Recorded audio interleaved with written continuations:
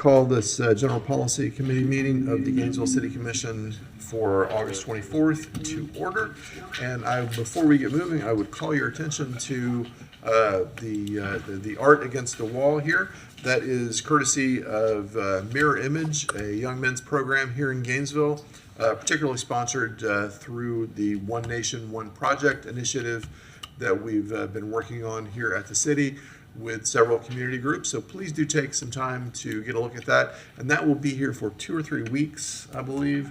And take the opportunity to enjoy it anytime you're here in City Hall over the next few weeks. We're very pleased to have that. I think we're going to invite the young men responsible for all that to one of our upcoming meetings in the evening so they can be recognized as well. So, Madam Clerk. All right. Yes, Mr. Mayor, we are on to the adoption of the agenda. So moved as printed. Second. We have a motion and a second to adopt the agenda as printed and distributed. All in favor, please say aye. Aye. Aye. Any opposed, like sign? All right. All right. We are on to the approval of the minutes from the July 27th and August 10th General Policy Committee meetings with the recommendation that they be approved.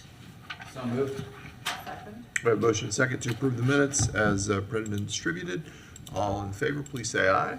Aye. Aye. Any opposed? All right, Madam Clerk, we have minutes.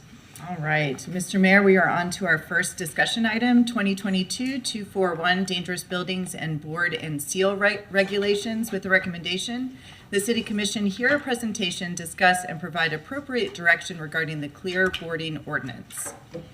All righty. Madam Manager, did you want to? Forrest Edelton is here from the Department of Sustainable Development, and he will present the item this afternoon. Welcome, Mr. Edelton. Thank you, Mayor. Good afternoon, Commissioners, Mayor.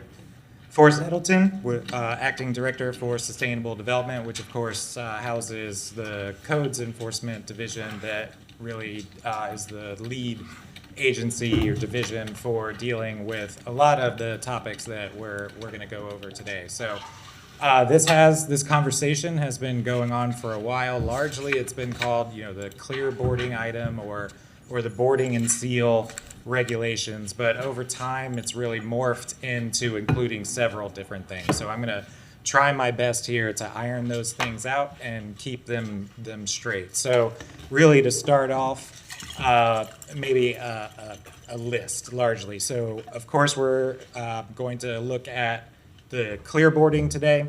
We're going to look at boarding and sealing. We're going to look at dangerous buildings, and we're going to look at the city's sort of role or responsibility in those items. And then, of course, as ever, just a discussion about the budget for our demolition program, and then, of course, sustainable development and the code enforcement division itself in light of our budget conversations to date. So dangerous buildings, of course, I will not read all of the code language here for you, but has a specific definition for what is dangerous. This is to be pointed out as something different from a vacant building or a building that is not occupied by a tenant or a business or something along those lines. There are specific criteria that point out that these buildings are in fact dangerous to the public health and safety. So to deal with this public safety issue, there is the board and seal ordinance in place that requires these dangerous buildings to be sealed. What you would typically think of with plywood and cover the openings so that really largely these buildings are inaccessible or less accessible to the public, and that danger or inherent danger itself is less of an issue. And so some of these pictures you can see applied here is, again, what you might typically think of where it is the plywood over the windows.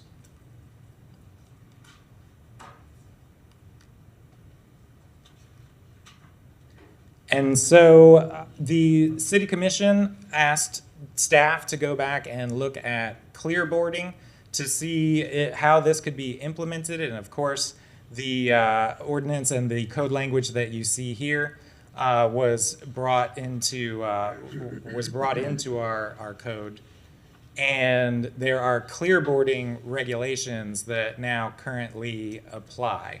And so really largely what we have also been asked to do here is to see how those clearboarding standards can be expanded to cover more of the buildings in the city that may be either vacant or these dangerous buildings by definition. And so some of the pros, if you will, for the clearboarding standards, you see these in other cities as well, is that largely, of course, as you saw from other slides, that it is an aesthetic difference, which is important, especially in neighborhoods that are challenged by blight and challenged with economic opportunity. And so these clearboarding standards largely, replacing that plywood that's nailed on the outside of a building or on the outside of a window, the clearboarding, which is typically it's a polycarbonate plastic that you can see through, but it has normally special clips that hold it on the inside of a building and then really don't change that sort of aesthetic feature of the windows or the building itself, but still provide that safety feature or that safety element that makes these structures less accessible.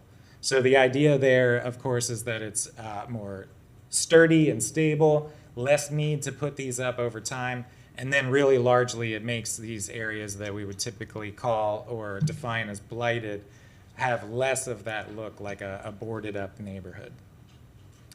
So as I mentioned, there are several challenges to this, and they all sort of interweave here. Of course, the dangerous buildings issue, the clearboarding, the board and seal, how is that expanded? And then again, what is the city's sort of interest in that?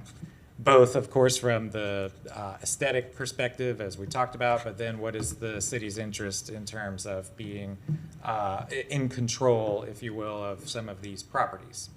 So challenges, costs, the clearboarding and the polycarbonate plastic and the clips and things like that do cost more than just the plywood. And as these numbers, and as you all know, these numbers are dated now, but our costs for virtually everything, especially in materials and construction, continue to increase. And we're seeing that across the board. And so these costs for both the plywood and the polycarbonate are increasing.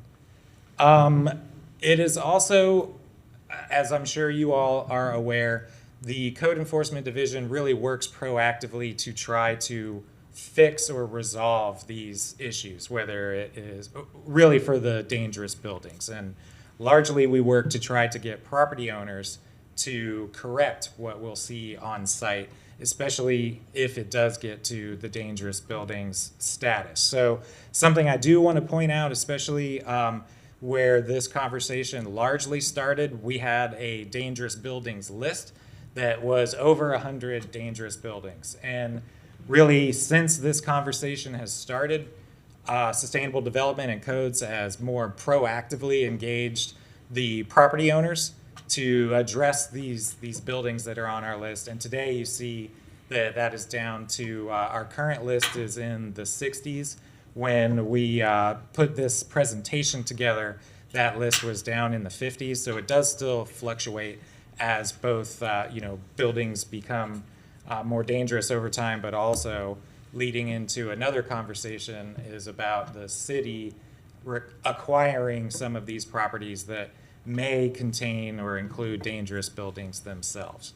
So I alluded to that earlier, but you'll see on the list here that we have today, the city does not control properties that have dangerous buildings on them. And we have worked very proactively to address that as a department, of course, for a variety of reasons. One of the main reasons that has really been one of our directives is that in this past year to address this, we've prioritized our list and prioritize how we've been able to address this, of course, with staffing time, but budget as well. So you'll see on this list that we included in the backup that there's a rating, and we have them as, 1 to 5. And so that really includes things like the location, of course. We have some of these properties that are more adjacent to schools, per se, which we determined, as a public safety issue, that we would elevate that above a property that maybe is a lot less visible or accessible to the public. But then, of course, rising all the way up to the level at the highest priority, do we have active code complaints? Are there active GPD complaints? Do we know that there are, GPD complaints, or has there been criminal activity on the property? And so we would then elevate that so that we know how to prioritize these given, again, our staffing and the budget.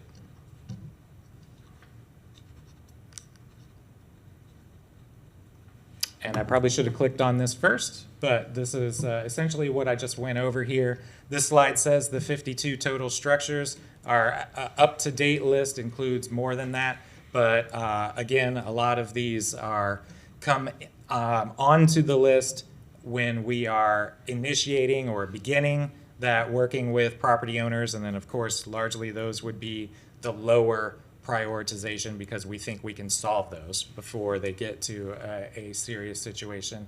But then also, as a part of the larger both county and city process, the city comes into sort of ownership or possession of properties that have been escheated to us, that have been given to us, that now really the city is responsible, if you will, for those properties.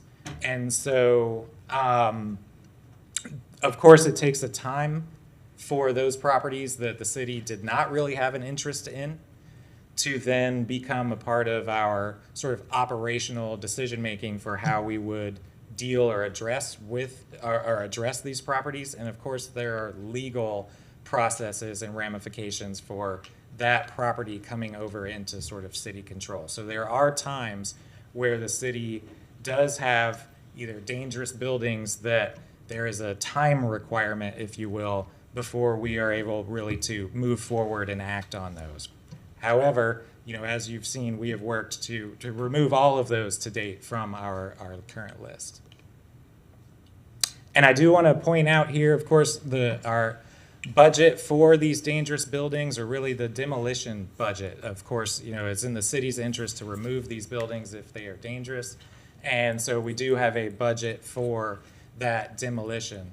The $30,000 that you see here is really just for that demolition activity.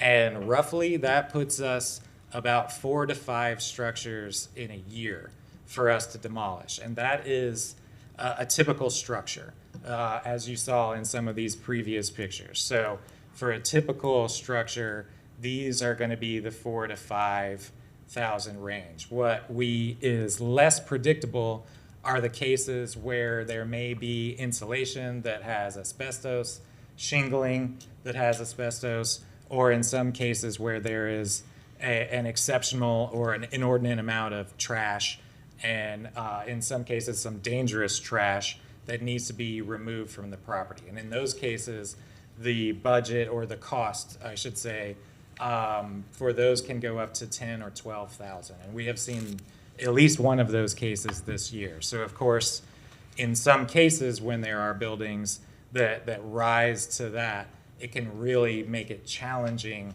to address this list, and then of course, in some cases, the city's list overall when we find or come across these buildings or structures that are significantly challenged. So, Mr. Edelton, Sir. If we spend $8,000 on a demo for a property that the city does not own, we can put a lien back on the property owner. Would you explain the process of how that would work? Absolutely, I can. And I think that it's a good opportunity for me to invite up the code enforcement manager, Pete Backhouse, who has significant experience in this area. Of course, I would like to give him some time to talk about this as well because he has worked on it for much longer than I have. Very good. Thank you. And if there's a slide on this later, then just get to it when you can, but I don't want to. Oh, did you, the process for liens and, yeah.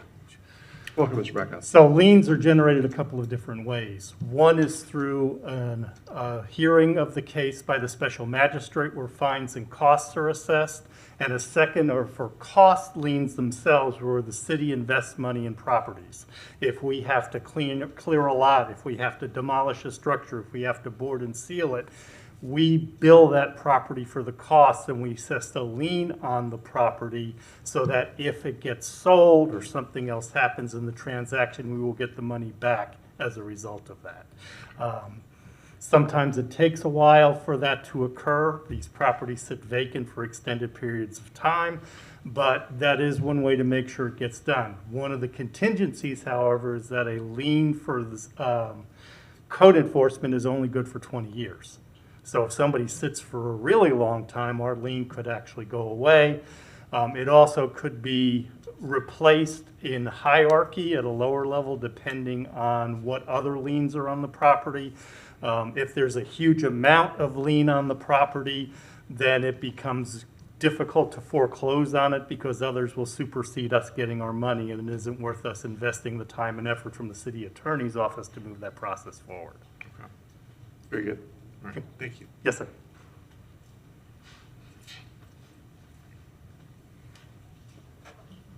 Thank you. And so really today, to wrap up at least the presentation and hopefully sort of the guidance for the conversation that that would be helpful for staff going forward is really, of course, that multi-pronged sort of conversation that we went over. Really, the budget and funding for the dangerous buildings and demolition in general. You know, really the most direct impact that we feel as staff that the city can have on these dangerous buildings is that direct, you know, that resource devotion towards addressing this list itself. Of course, really speaking to the clearboarding issue, is that something that is the commission would like to expand to include more buildings? Are there buildings in the community that you know of that you would like to see this clearboarding sort of standard or aesthetic applied to? The dangerous buildings themselves, you know, the discussion about dangerous buildings and the city's approach or process to how they deal, how the city deals with the dangerous buildings. And I believe that I've covered all of those. So I will go ahead and open, you know, at your will to any questions. And of course, I've got Mr. Backhouse here as well. Very good. One question before we move on to the lights. To clarify, the city of Gainesville, as an organization, does not currently own anything that's classed as a dangerous building. Is that accurate? That is accurate. Okay, all right, thank you. Commissioner Chestnut.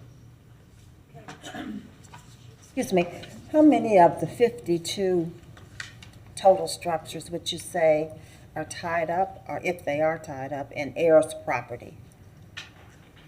And we have been working on a map actually that shows that.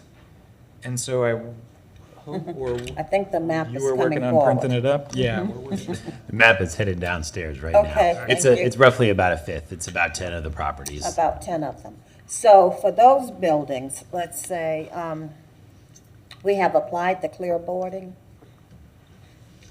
or have we assessed a lien on the property? Do we have a lien on the property? I'm looking back at Pete back there.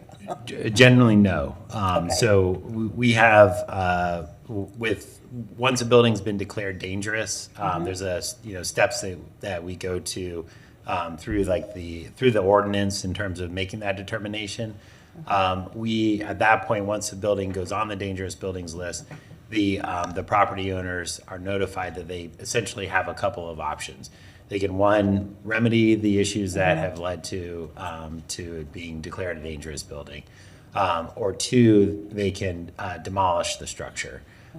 There is, if they choose to, instead of demolition, if they choose to try to fix the structure, they can get extra time to do that through application of a board and seal permit. And that's really kind of what this issue came up with, which is what are the appropriate materials in that board and seal situation. The intent of the board and seal is not to permanently board it up. It's a temporary measure. By code, it can only extend 6 months, I think up to a year. And the intent is that you're boarding the structure to make sure that we don't have issues with unlawful trespass or squatting, those types of things, which is a common issue with dangerous buildings. But the intent is to secure the structure while work is going on in the structure to return it.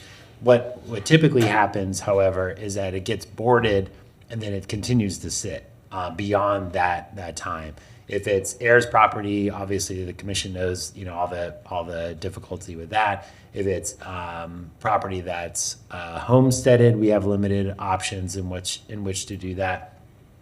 If in the case let's say we declare it dangerous, we move through the building, we move through that process, and the city takes action with our budget to demo the structure. At that point, we apply a cost lien to the property for the cost of the demo. So that's where we have liens that come into the place. And I think that's where I'm going. I'm trying, when you get that map, that's what I'm interested in.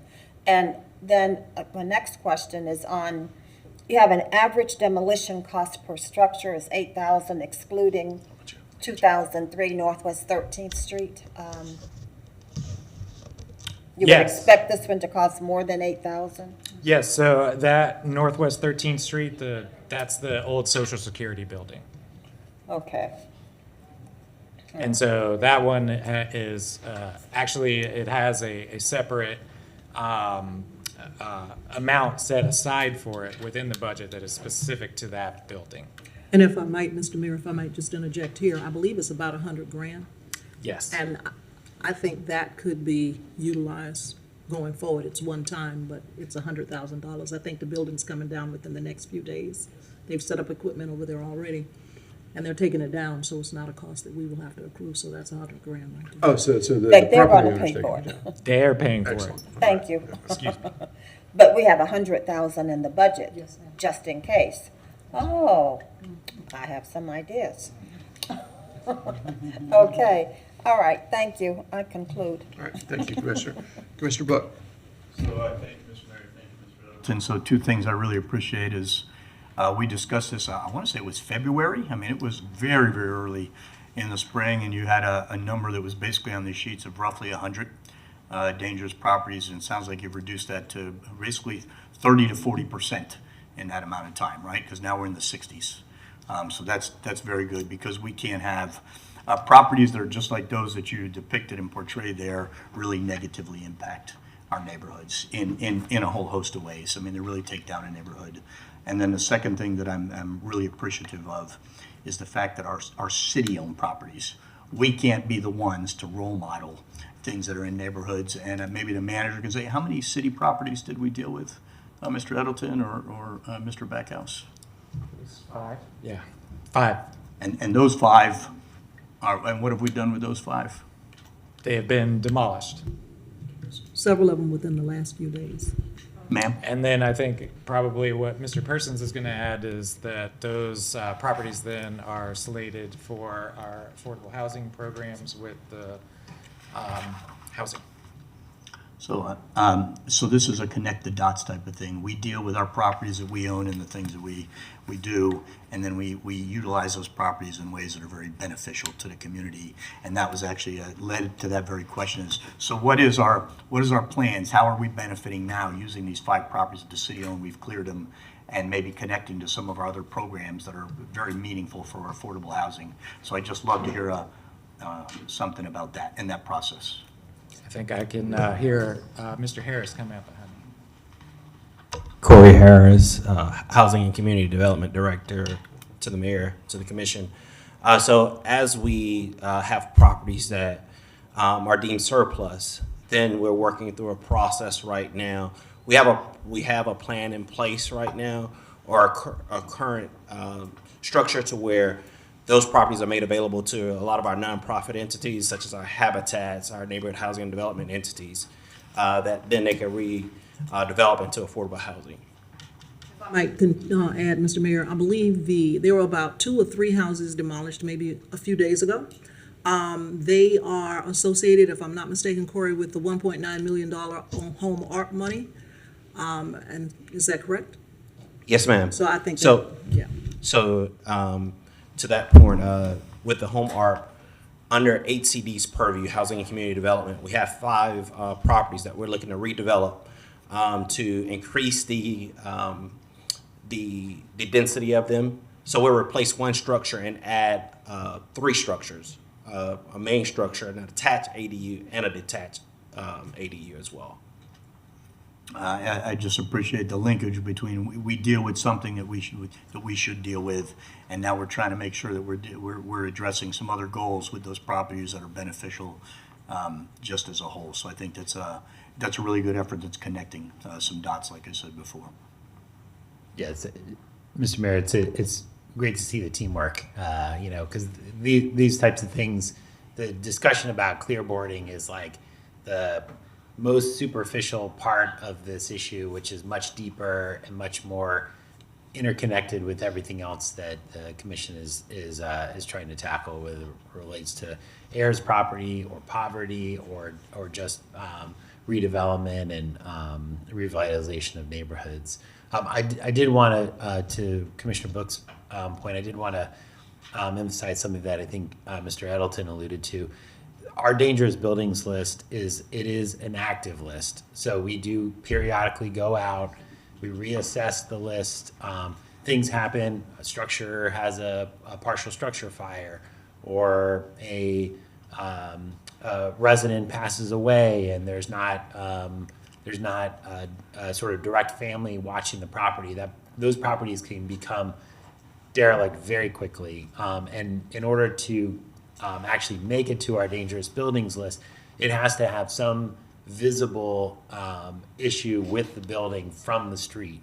So we're not going into these buildings and doing an internal assessment. It actually has to be so bad that it's visible from the street in order to get on the dangerous buildings list. So we do go out, we do periodically reassess buildings. So that list, it grows and it shrinks depending on, the annual change in that. But our those pieces of the code enforcement operations, your demo budget, your board and seal budget, your lot clear budget, all of those things are to try to improve the situation in those neighborhoods with those blighted properties, and to try to address either concerns from neighbors that come in periodically, or issues that code enforcement officers see when they're out in the field. Thank you. My last comment would just be on the clearboarding itself. I know that I really appreciate the fact you've got the advantages and the disadvantages, and we put them up there. And I'm just not sure I'd be interested in seeing, how my colleagues feel and some of the members of the public. I recognize there's both fiscal impact that's large. On the other hand, the intent is probably to, if it's going to be there a while, to not so negatively impact the community. And yet it may sit there longer because it looks a little nicer. So I realize that's a real balance, and I just don't know how I feel about that, but would sure like to hear from others about that particular piece. Thank you, Mr. Mayor. Thank you. Commissioner Willetts. Thank you, Mr. Mayor. I had a question about the demolition of these buildings. So it sounds like we have not been demolishing them as fast as we rightly could. Mr. Mayor, we fully expend our demo budget on an annual basis. That's a budget-based question. I'm asking. Yes. With more money. We always have more dangerous buildings than we have demo budget to And to it would be cover. within the ordinance and our rights. Correct, yeah, and as Mr. Edelton alluded to, like, we have a criteria, because we don't have all the money in the world to demo all the buildings all at once. Like, we prioritize based on some of those criteria. What are the worst, what are the most sort of issues with life safety, things like that. So my question is around, because there's perhaps a delay when they could be demolished. Do we see any, is it that because there's a delay, owners can come in, fix problems, or are they just coming in eventually? Like, for instance, the ones that exit your list, are they exiting because someone finally comes in, like on 2002 Northwest 13th, and they just finally take care of it and they demolish it, and it's either don't do anything with property, or they're completely rebuilding, or are some of them being renovated and brought back into the housing stock? Because I want to understand the impact of, if we had more money and we demolished more, are we going to be demolishing buildings that someone probably had a plan for, if they had a little more time and they could bring it back into the housing stock? I'd say it's a mix. I don't know if Pete, do you have any? Like we absolutely, and as our goal is to try to help with compliance. Like, our goal is not to go out and demo dangerous buildings if we don't have to, because we understand, what limited resources we have, and we have to prioritize. Our goal is to try to get the property owner to respond and to remedy the situation. Sometimes we have trouble getting service because it might be we have an absentee owner, we have those issues, but we absolutely tried to get compliance before we go the demo route. I'll just echo that, but one of the good examples of where an owner took responsibility is the house here at Roper Park that's being restored. That had an excessive amount of fines on it. We were getting ready to foreclose on the property. It was also a 5-star dangerous building, and we were getting a demolition order. And that convinced that owner to finally relinquish the property to the developer who's fully restoring it. When the properties get to 5-star, they're about ready to fall in on themselves. And so it becomes very cost prohibitive for the owner to restore the property. Typically at that point, they're going to demolish it. And those are the ones that we're on the front line dealing with, notifying them that if they don't take care of it, we're going to come in and do it. The lower ones on here probably have some ability to be restored. But again, cost of materials, a lot of times it's easier just to demolish a structure and start from scratch rather than fix what's already there and try and bring it back. Okay. But we balance that with the historic structures as well. We're always working to preserve those. And that's part of my question was getting at, or thinking about, is that, we could speed it up, make the city safer, but if it's that we're losing housing stock that potentially could have brought back in, perhaps with the right owner, the right time, but I also realize people can't wait around until building loans are back down at 5%. We're going to be waiting too long on that, and buildings are going to be unsafe. And neighborhoods are going to look That's one shabby. of the reasons why the ordinance says up to a year to fix it.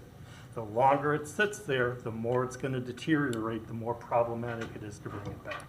Okay, and that's why I appreciate that we need to help our neighbors by having, by enforcing ordinances and having the expectations. I don't really like the idea of going back to allowing plywood. Of course, for temporary, we put plywood for hurricanes, right? And it doesn't ruin it. Or even during construction, I'm sure you might cover a window so you don't break a window. But a year, up to a year is a long time to have a building, particularly if someone doesn't have a plan, if they're just riding it out. And I think sometimes we see that where people, they don't have a plan. So I like the idea of the clairboarding. I really do. I do have questions about whether the idea that the first potential suggestion, that this would apply to non-dangerous buildings. I have some questions about how that works. Similar to what Commissioner Brooks said, that if we're just extending the time that some of these buildings are really not, put back into the housing stock. I don't know enough about that. Okay. I think that's it. Thank you, Mr. Mayor. Thank you, Mr. Willets. Commissioner Eastman. Yeah, so this has been a great discussion on the dangerous buildings. I don't know if it was discussed how this discussion started, but it kind of started in a slightly different way from my memory, where we were talking more about what that first part up there was, which was that in some of our most highly visible areas, specifically right across from the University of Florida, that Target, people would board up the windows that were there, and it would it wouldn't look very nice. They clearly had the money to be able to use clear boarding, and it was more a blight issue. we started, and then it sounds like we've kind of gotten down to the discussion of, well, where do we mandate this plywood going in? But it may be worth, I think that first part is sort of trying to get at, how do you make sure that there's that, the target that is in the main area right near the University of Florida, the main little square that is right there. Like our storefront streets, we have certain metrics where we can show like these are a street that we want to have look nice, that there's kind of enhanced regulations on. And I'm sure you could I guess my question is, we could have that discussion as well, where we're talking about the aesthetics of, say, storefront streets or things like that related to plywood. Sure, absolutely. Where these standards would or would not apply is something that we can definitely look into. Yeah, I think it makes a lot of I don't know if the clearboarding standards are the most direct way to go about getting to where we are here. A more enhanced enforcement from code enforcement, a more spending more money on dangerous buildings so that we're moving that through. But if the idea is that these dangerous buildings are a real problem, I think the clearboarding, it seems like we kind of just started a conversation over here related to something that it makes a lot of sense is how do you, it doesn't make much sense for our main square to have plywood up when, just because they're waiting for someone to come into that location. We've seen how that kind of bottom floor retail can sit there for years and years and years. And so for years and years and years, I don't know what's going on with that structure now, but plywood could be there for the next 4, 5, 6 years, and that's not ideal. I don't know if that needs to be across the city, but it certainly makes sense. Large big box retailers can afford it. But I'm not even sure if we'd be able to, these are folks that own property, which is increasingly expensive year after year after year after year. If they were, any rational person or anyone in a normal situation would look at that property and say, well, I'm not living in it. I could sell it. I could make some money for myself. If they're not doing that, there's a reason for it. Like they might be tied up in heirs issues. It might be there might be someone is sick and they're not thinking about the house at the moment. But if they're not thinking rationally about, I'm not using the house, it would make more sense to sell it, unless there's some other economic. I don't know if there was landlords who are sitting on properties or anything like that, but that's my guess, is just that there's some kind of circumstance that is causing these homes to sit in there. I'm getting nods from the folks in the audience. Then I don't see how continuing to put more and more requirements onto them is going to kind of move that process forward. I would just as soon go more directly at it, tear down those dangerous buildings, and then maybe have a conversation at that point about how do we ensure that our storefront streets and our main drags within the city are, that people aren't making it look like blighted areas when they should be, maybe clearboarding makes a little bit more sense there. That's sort of my thought as to how to proceed. But I agree. We need to find we have empty lots, or we have homes that are not being utilized. Making sure that they're either getting rehabilitated or something's going in their place is really important. We need more infill single-family homes within the city of Gainesville. This is one way to do it. I just don't know if clearboarding is the most direct route to do that in. Anyway, those are my thoughts, Mr. Mayor. Thank you. All right, Commissioner Sacco, I think, is up next. Is that accurate? Okay. Commissioner Sacco. Thank you, Mr. Mayor. So I have a mixed bag of feelings about the topic, and I think staff does as well, as they give us the pros and cons and the long history of it. So on the one hand, having been part of that original conversation about clearboarding, we knew the positives of you can see into a structure, so you could see if it's if there are squatters, if there is drug paraphernalia, if there's a meth lab being built in there, which I know at least one drug den has come out of one of our abandoned buildings. I did one of my rides along with kids. I did see buildings that weren't boarded in any way, shape, or form. You could just see into them. You're like, oh, there's a lot happening in here when people aren't around and it's not middle of the day. So the clearboarding was twofold. It was a barrier. You can't really get in and it's harder to break. And you could see in, if somebody does remove a window or a door, you can see into it. And it makes it safer for staff in our neighborhood, other than just the aesthetically pleasing. You don't have plywood covering everything. That said, I do recognize it's expensive, and it's been difficult to enforce to the public and to ourselves, just because of budget issues. So I'm more interested in, as far as the options that staff has presented, the modification so that clear boarding is only for like unsecured openings, so broken windows or the door, so we can have some light and line of sight into the properties. Usually the door is most of what you can see from the street front. You won't see like back windows necessarily. But that still gives some light and line of sight for staff and for community, and it doesn't necessarily bring down the value or aesthetic of the neighborhood as folks try to figure out what to do, whether it be the city, the owner, heirs, what have you. So I'm inclined to go with that modified route of it.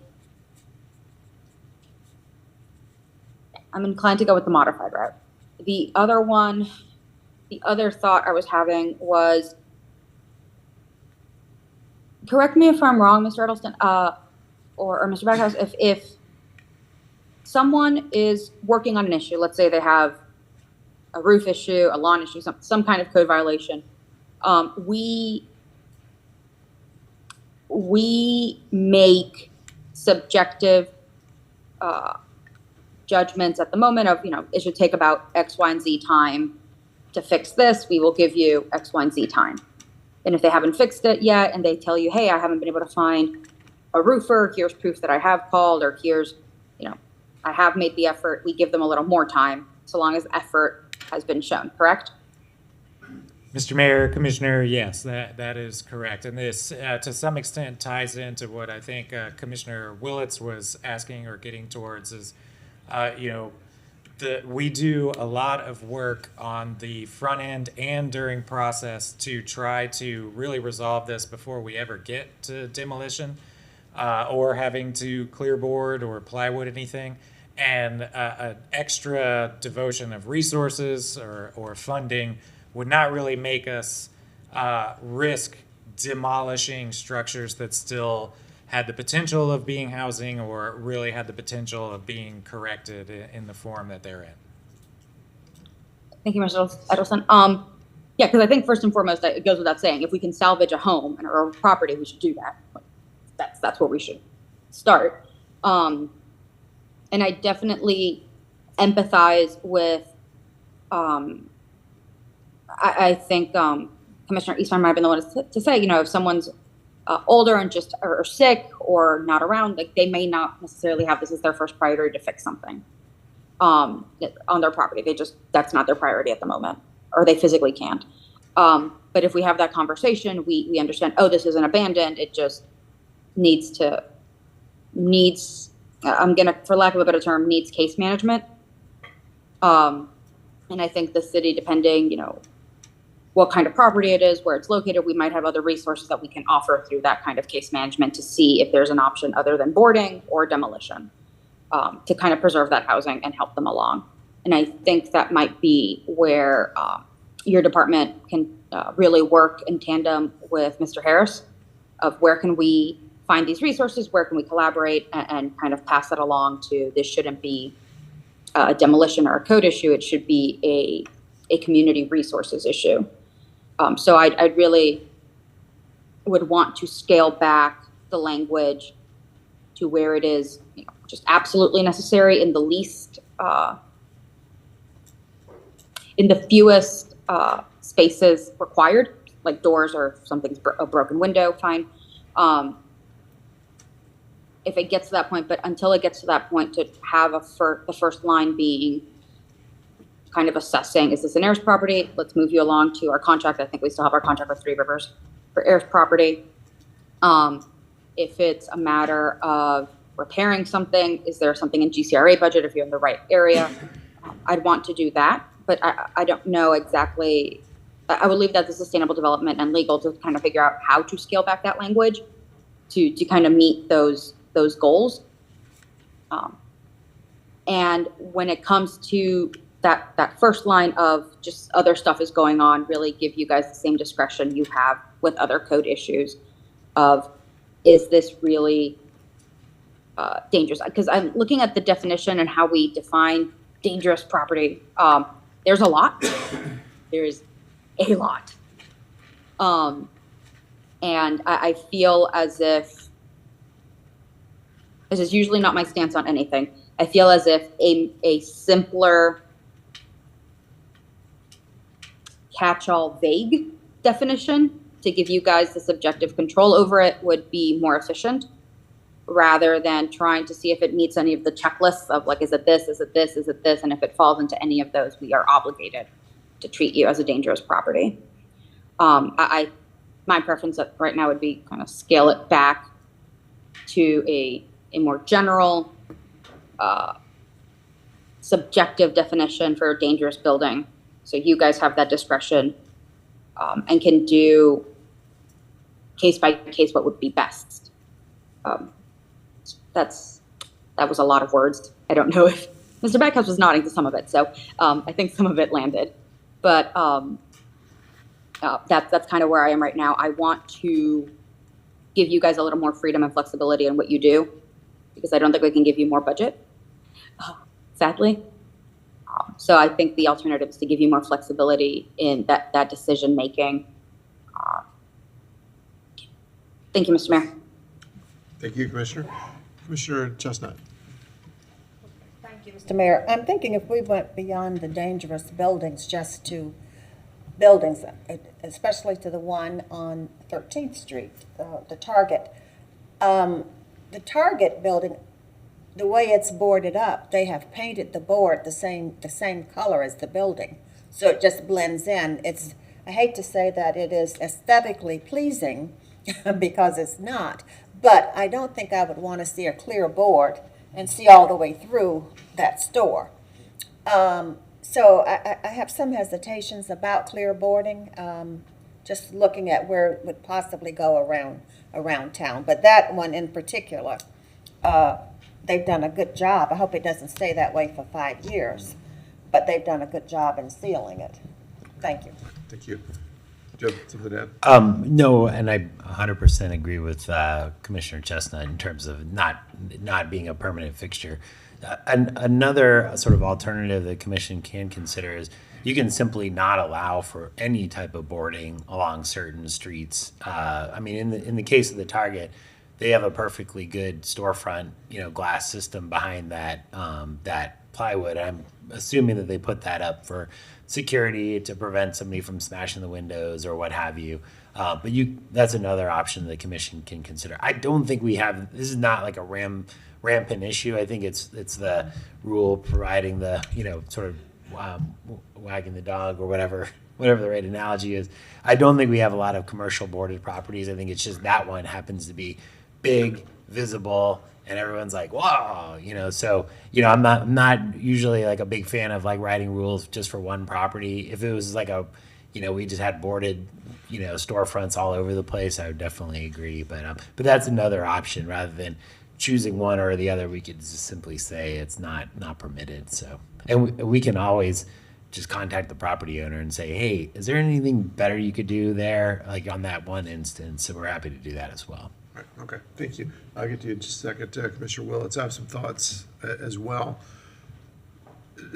Following on what you just said, Mr. Persons, the fastest path to getting things done with a lot of these properties is just that personal contact. It's not, referring back to the ordinance and enforcing anything. It's the phone call. It's the drop by and say, how can we help you make this better? And we're doing that already wherever we can. The greater goal here, I think, well, I'll ask a question first. How many, or what is the ratio you think of commercial properties to residential properties that we're talking about in this 50 to 60? Oh gosh, I think most of them are residential. So yeah, the vast majority is going to be residential.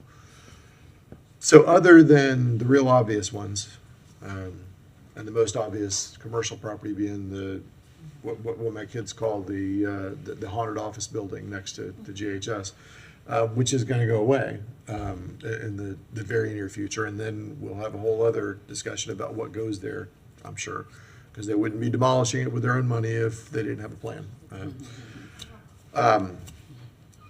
For the residential properties especially, my goal as we go through this is to get people living in properties that on that land, whether it's in the original residence there or to have someone else build something else there. If we have 50-ish properties, homes that people used to live in, that should be an opportunity to get more places for people to live, probably affordably. So any decision that we make should lead us down that path. That's what I'm looking to happen. And the best thing that can happen is somebody comes and spends, a few $1,000s and improves the property to the point where it could be available for somebody to live in. That's the best possible thing that could happen, I think. The next best thing that could happen is it gets, either the property owner or the city pays for it to be taken down and somebody else builds something there. But we need people living in those spaces. The worst thing that could happen is for a building to sit for years in a place, in a neighborhood, where that building is almost certainly attracting lots of things you don't want, whether that just be vermin or whether that be folks, cooking meth throughout the house, on the scale through there. Very few good things happen when you have a years-long property that deteriorates. It's bad for the people primarily next door. It's bad for everybody, but it's really bad for the people who live next door to it. You don't want to let your kids go out and play in the yard because there's weird stuff happening in the house next door. Whatever, whether it's animals or people or whatever. It impacts the ability of people to thrive in the neighborhood. So I'm a lot less interested in how we close an abandoned building up, a dangerous building up, than I am in how we help the owner of that building get to a better position so that somebody can live in that space. And I'm not sure what our best path forward on that is. A path forward is to add fines and regulations and things that create financial pain for the property owner to have incentive to do something, whether it's renovate the property or rebuild the property. There's certainly social pressure that can come with that. Now, that social pressure doesn't exist if you have an absentee owner. If there's an LLC based somewhere else that owns the property, there is zero social pressure that can work. And I'm sure that is true of some significant percentage of these properties. Another significant percentage of the properties, at least 20% or so, sounds like it's heirs properties. And you don't want to make a bad situation worse, whether it's heirs properties or people who've fallen on hard times and can't improve the property or whatever. We don't want to make a bad situation worse. I don't know, and this is probably an attorney question in the long run, although you all are certainly well versed in it also. How do we sort through which owners, or can we sort through which owners we want to put pressure on first? Is it possible to even do that? Mr. Attorney, what do you think?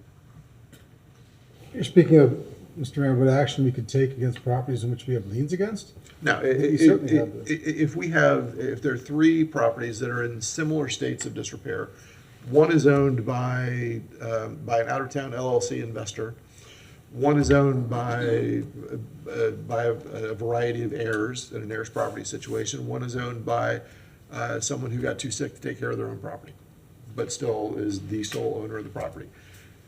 But they're all essentially similar states of disrepair. How do we prioritize, and let's say the length of time they've all been there is the same as well. How do we prioritize who we lean on to move first, or can we? Yes, Mr. Mayor, that's management.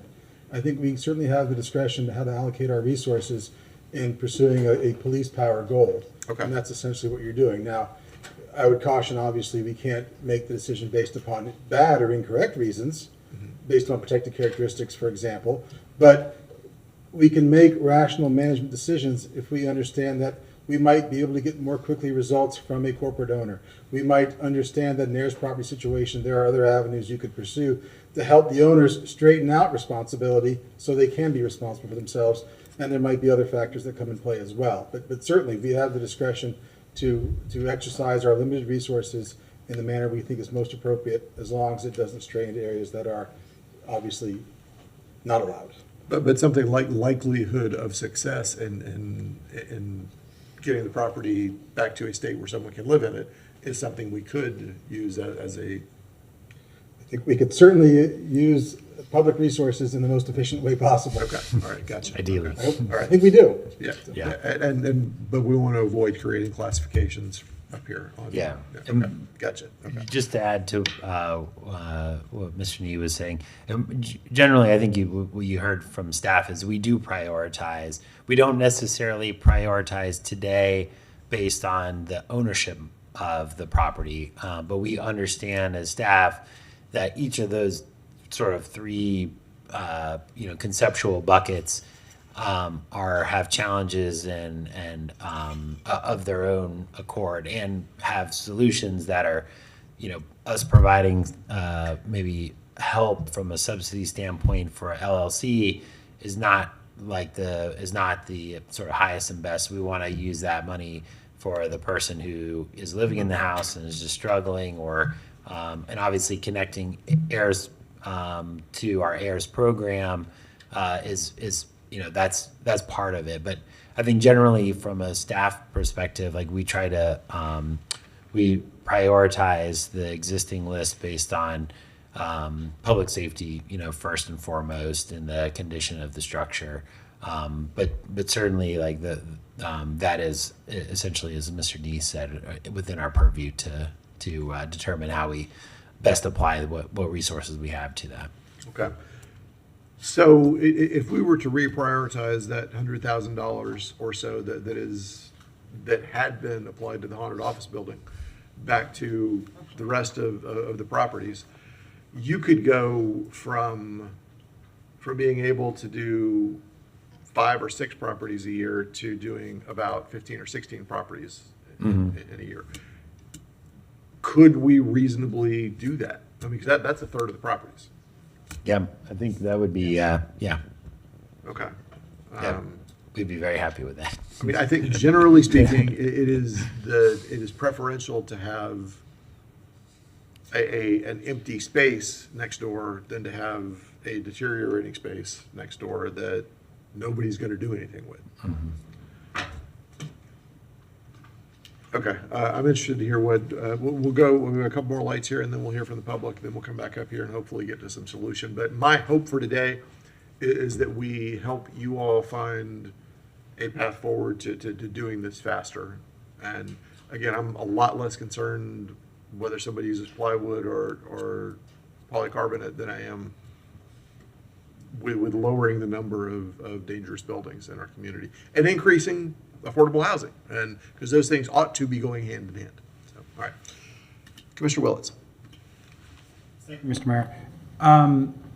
We have several different kind of issues that are coming together in this. That's why I'm a little lost on what staff wants from us.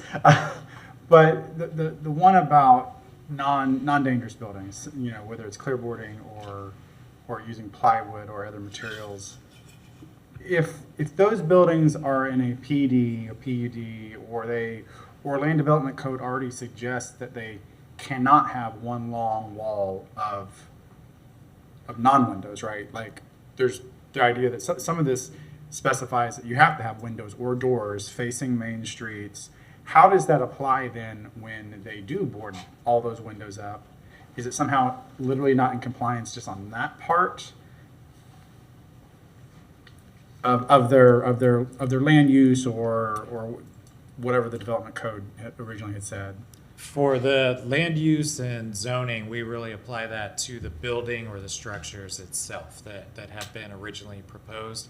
And to date, we have not really contemplated, what happens if it's a part of boarding up a building. But the intent, right?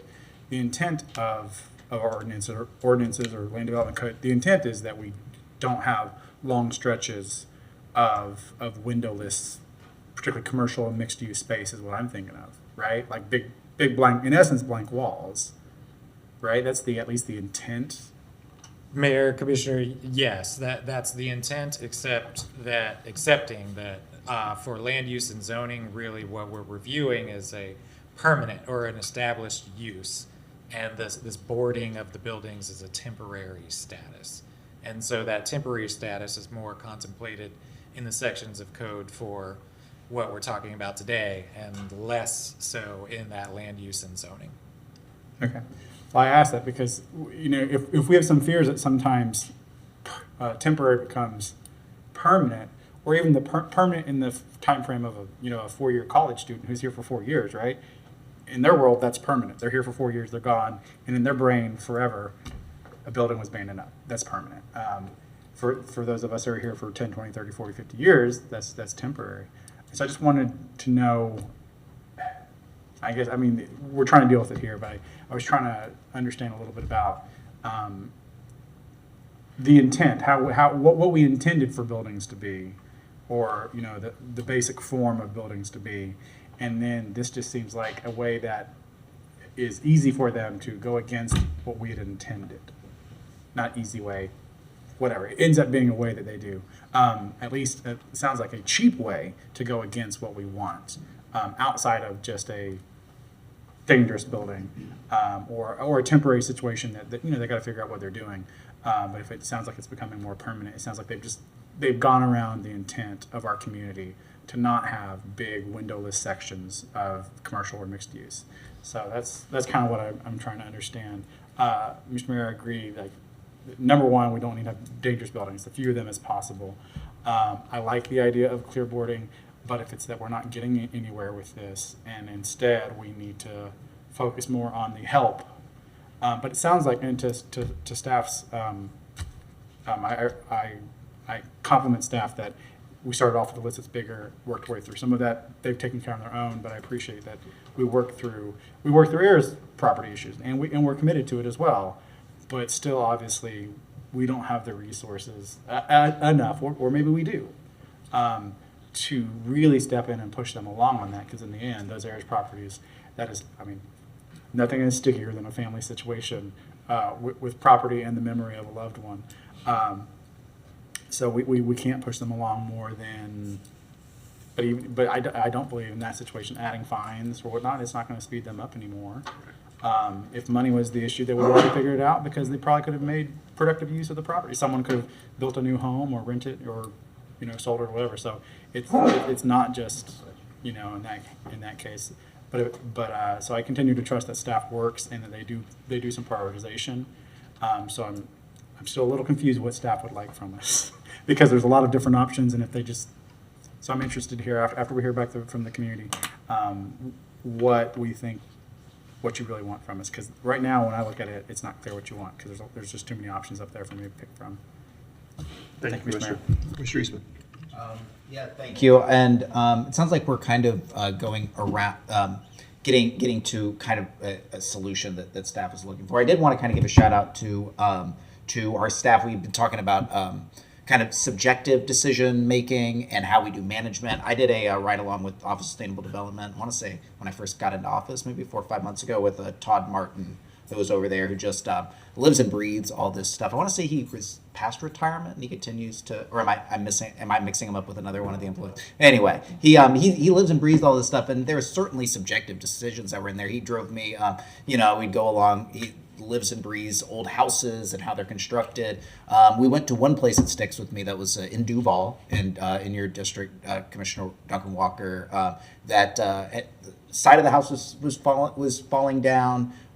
It would periodically have squatters in there, and he just said, I would love to have more money in order to demolish this place, but because the neighbor calls us up constantly, says, police are coming out here. Sometimes I don't know who's going to be in my next door neighbor's yard. Why is this home still here? He's like, I'd love to demolish this. We just, we don't have the cash in order to do it.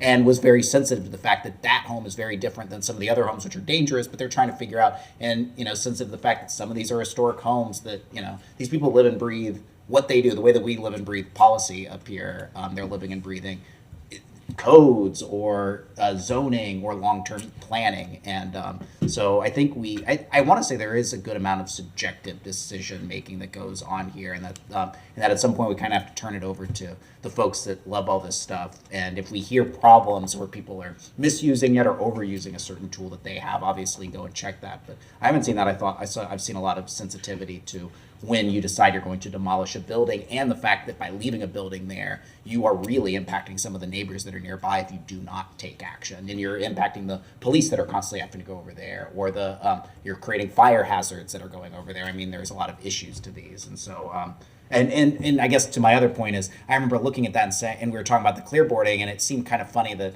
with this building where there was constant squatters, that what we're talking about is this tiny, these two little windows that were up there, whether it will be clear or a piece of wood, kind of missed the forest for the trees on what the discussion here was, which was like that either that building needs to be torn down or someone needs to fix it, but this can't continue on for these neighborhoods. And I pointed out it was Duval because a lot of this does tend to happen in these poor working class neighborhoods or at places that people worked hard to buy their homes, and they really don't want to see the value of those homes fall apart, and they just want to be able to live their lives. And so this does impact certain neighborhoods a lot more than other ones. And so investing in this, I think, goes a long way. So I think what I would like to see, is I don't mind returning to the plywood standard and then continuing, I guess, that $100,000, and I guess we can figure out what the budget looks like in the next year. Is that kind of what you're thinking, Mr. Mayor? Sure. I think that would give the kind of direction to staff, and then I don't know how I feel also about, I mentioned the storefront streets, but I don't know how I feel about that either. I mean, sure, it's better to have windows up there. People are going to throw rocks at it, and you're going to have broken windows that are out there, which is also not a good position to be in. So it's almost what is the least bad of all the options that we have there. And if people are putting plywood up, and I hadn't looked at the Target recently, but if people are, and they're painting it well and it blends in okay, it seems like the best option that we probably have out of all the other ones. Yeah, Mr. President. Mr. Mayor, we'll lean on that property owner and see if we can't, not literally lean, but, figuratively lean and see if we can't, appeal to their civic pride and see if there's some better options than the plywood on the Target. So, All right.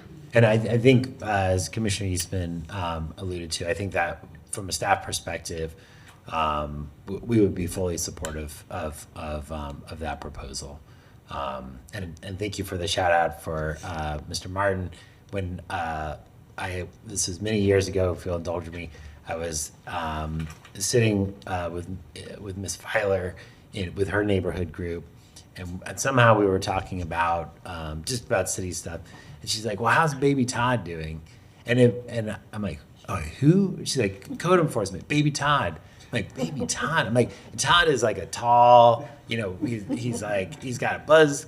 He does not look like a baby. I'm like, "Ms. Filer, what do you mean, Baby Todd?" "Oh, Todd used to be our zone officer, and when his daughter was born, he brought her, the baby, to their neighborhood association. So we just started calling him Baby Todd." And so it was just too funny. I mean, I told him, he was like, "Oh yeah, I used to, when my daughter was little, we would come." And anyway, but thank you. I'm sure he appreciates the recognition. And I just wanted to say it as like, there's so many people that are passionate on our staff, and it's sometimes easy for us to forget about that they care about these issues significantly. This is their whole lives when we're sitting up here talking about it. And I was lucky enough to be able to get a ride along with that. But I feel pretty good that giving you guys that subjective kind of decision making, that you guys are well equipped to be able to handle that. So Thank you. Yeah.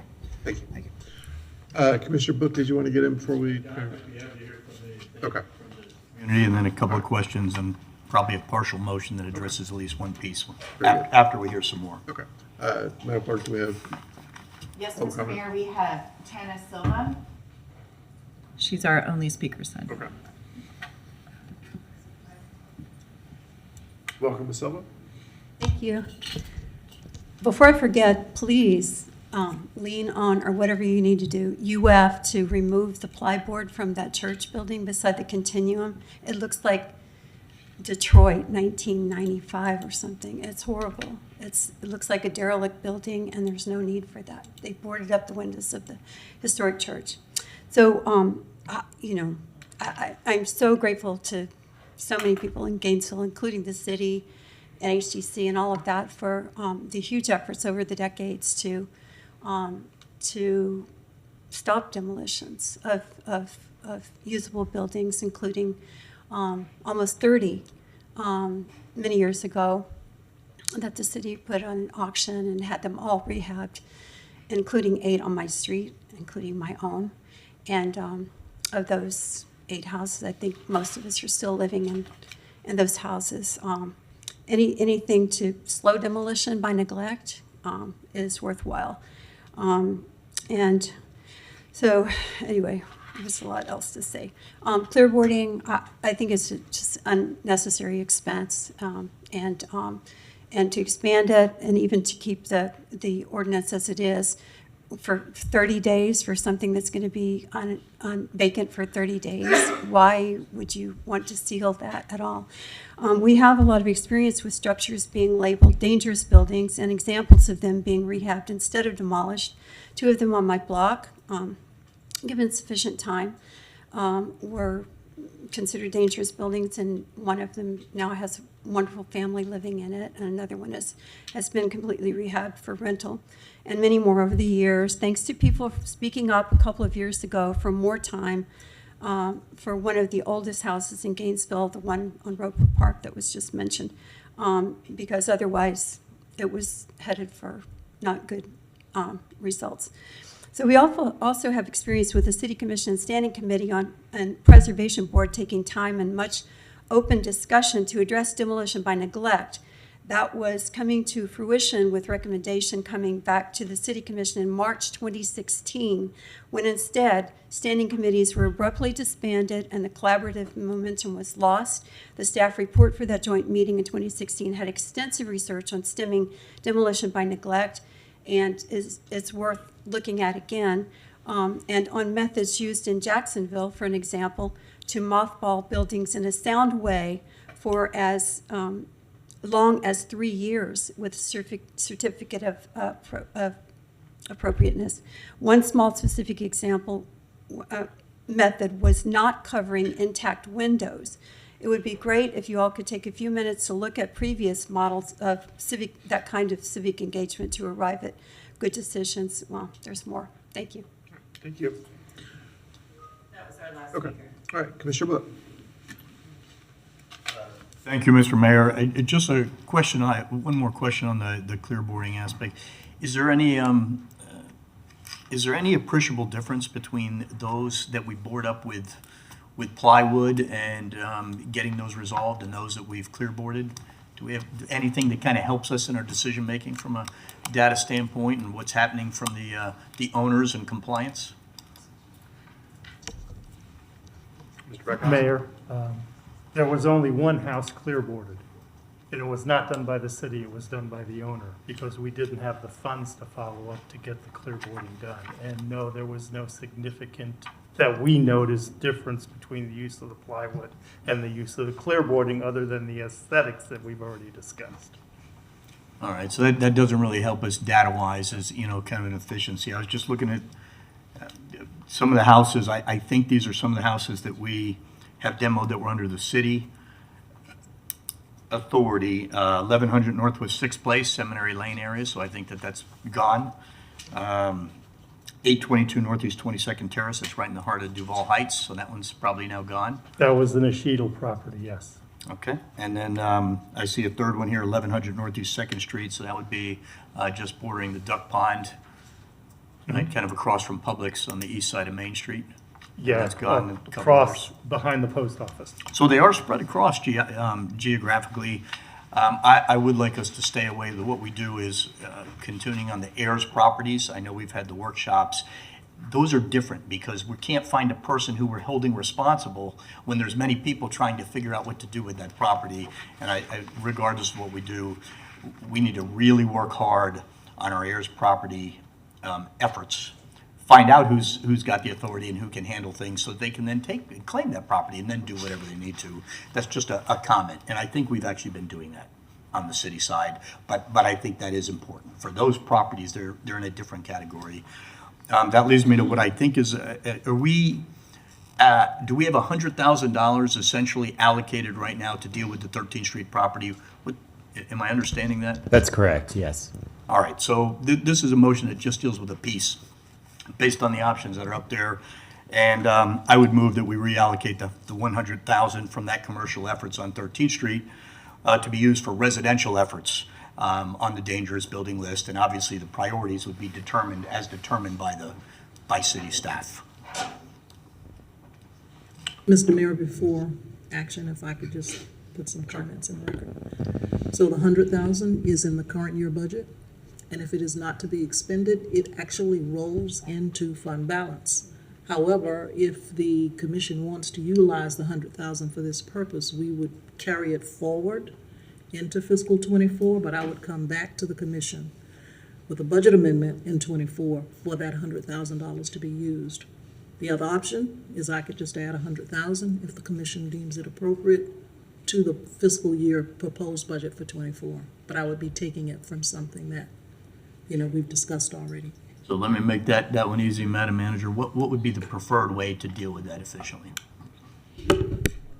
What would be preferred? The easier way is just to direct me to find it in the proposed budget. I would remove it from the reserves or someplace, put it in their budget, and I would not have to come back to the commission in '24 with a budget amendment.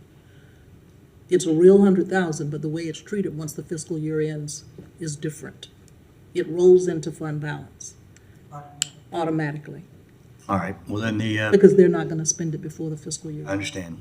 So the motion is that 100,000 will not be used on the 13th Street property, but the manner in which it will be used is what I think best fits for the city's opportunities and will be redirected towards residential efforts on this list as determined by staff. Does that motion kind of fit direction that would help you do that? I would ask that you include with that, that it's based on the assumption that the property owner does follow through with demolition.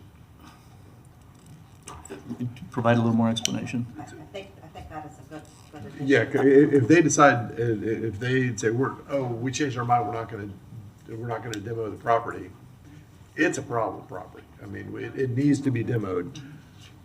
But if they change their mind and we've already moved that $100,000 out of the way, then that. You're talking about basically a contingent piece to dealing with that particular. Yes, I agree with that. We need to hold that property accountable. It's been there a long time. Something has to be done with it. If they don't do that, then we're gonna. Contingent on existing demolition plans. Contingent, the motion would be contingent on the existing demolition plan for that property. Second. Very good. All right, we have a motion and a second. I don't see any other lights on this, so. Yeah. Commissioner Willetts?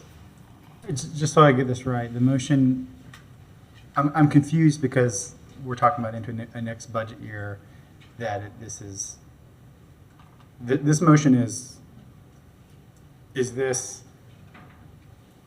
I guess I'm confused where we're at on this motion, the true purpose of it, because are we talking that we're directing the manager in the upcoming budget to find us $100,000?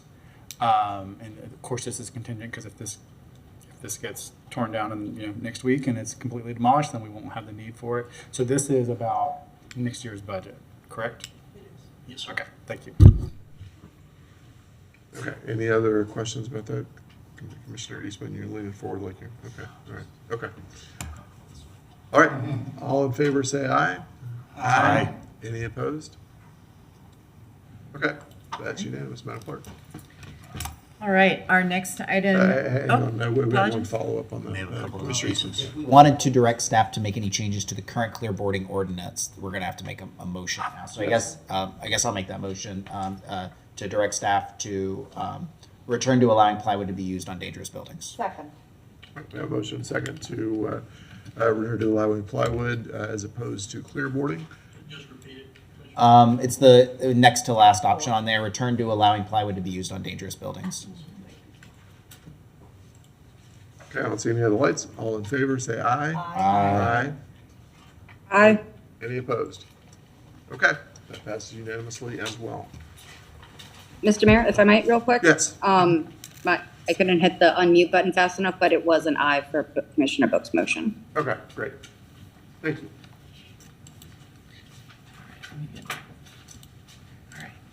All right, next on the agenda is 2023-670 Funding Award for Local Government Area of Opportunity Project, with the recommendation that the City Commission hear a presentation from staff and the committee, approve funding the Woodland Park Phase 2 Affordable Rental Housing Project in the form of an 18-year loan in the amount of $460,000 with a 1% annual interest rate, 30-year amortization period, and balloon payment at loan termination, and authorize the city manager or designee to execute any documents necessary to such funding, subject to city attorney approval as to form and legality. Good afternoon, Mr. Mayor, Commissioners. I'm John Wachtel with Housing and Community Development, and I'm joined by Mary Lou Hildreth, who's representing the Affordable Housing Advisory Committee. We've had a lot of discussions over the years. I'm hitting the wrong button here. A lot of discussions, right, about affordable housing. And one of the few things that we've got a pretty well-established consensus on about affordable housing is the city can't do it by itself. No government can do it by itself. Really what you need is private sector participation, community participation. And you need to form partnerships to move the needle, move forward. These partnerships can be among different levels of government, the public sector, the private sector, for-profits, nonprofits, and the like. And each of these partners brings something to the table that the others can. They can kind of work together, leverage their different strengths to get to where we want to be.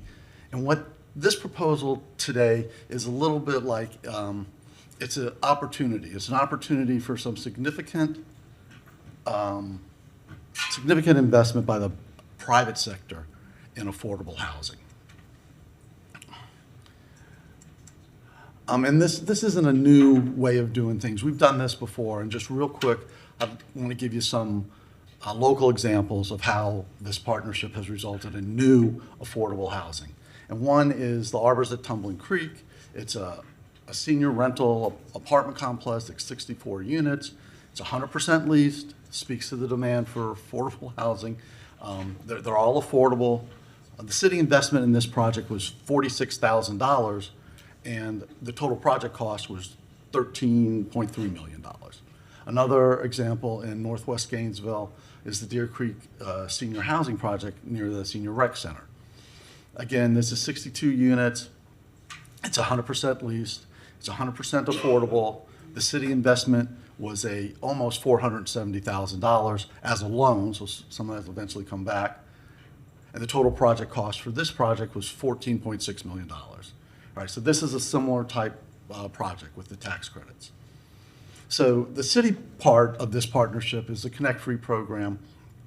And as you know, this program raises money from surtax on new connections to GRU in the unincorporated part of their service area. And it's primarily used to subsidize new connections, although the resolution establishing it allows it to portions of it to be used to subsidize connections for affordable housing, and money for this project is budgeted. So the state and federal part of this partnership is the Low-Income Housing Tax Credit Program. It's basically a federal program that's administered by the state. They coordinate with the city.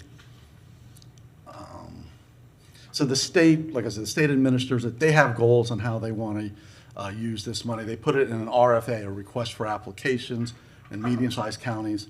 So one of their goals is they want to hit on specifically mapped areas. I can give you more details if you want, but they want to do 3 of these specifically mapped areas. They want to do one by the Sunrail Transit Project in the Tampa Bay area, and they want to do 6 of these local government area of opportunity projects, LGAOs. And then in addition to that, they might want to do 1 or 2 more if they have funds available. So if they're going to pick 10 to 12 projects and 6 of them are going to be LGAO, then the odds of being picked by the state are increased if you can be designated LGAO. All right, so what is a local government area of opportunity? It's not a geographic area, so that's kind of a misnomer and how they named it. But it's not a geographic area. But basically, it says if the local government kicks in some funding, it kind of incentivizes that type of local financial commitment, you get more likely to be chosen. So the minimum commitment from the local government would be $460,000, and you can do it as a loan.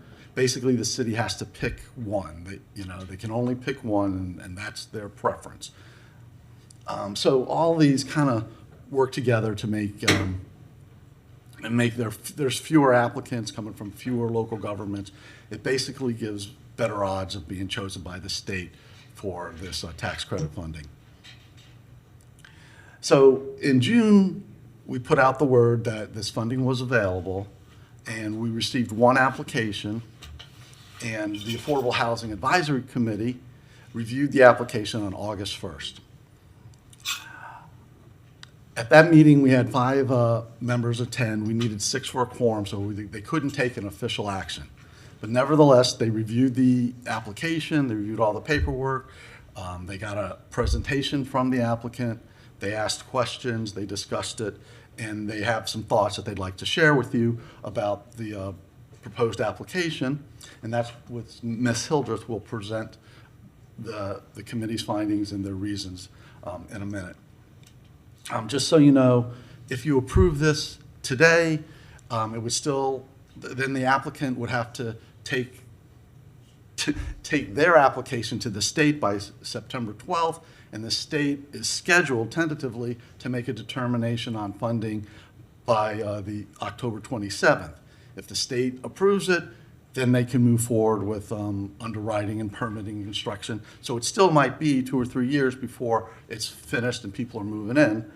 If the state doesn't approve it, then the money just stays with the city in the Connect Free program. If you don't approve it, then the same thing happens. The money stays with the city in the Connect Free program. So what we'd like you to do today is get the recommendation from the committee. You can get a presentation from the applicant if you want. I don't think that's required. It's optional. And then give us a funding recommendation. And with that, I'll let Ms. Hildreth, who's the vice chair of the Affordable Housing Advisory Committee, she's been on the committee for, I think, 3 years, to give you her thoughts. Welcome, Madam Vice Chair. Good afternoon, Mayor and Commission, and my fellow City Clerk, Kristen. And this is what vice chairs get to do. We get to come to the meetings. So even though we didn't have a quorum, we take our position very seriously in affordable housing, all the aspects that we've learned over the years. And I mean, we fill out, I printed all our little hand, we don't just check the box and say, fine, fund it. So based on the application and the presentation, we felt that the following factors were particularly favorable for the project. The site is locally owned and operated. As the property owner and co-developer, the Gainesville Housing Authority's portion of the developer's fee is recycled back into more affordable housing within our Gainesville community. The project's development team, they had a high level of local and relevant experience.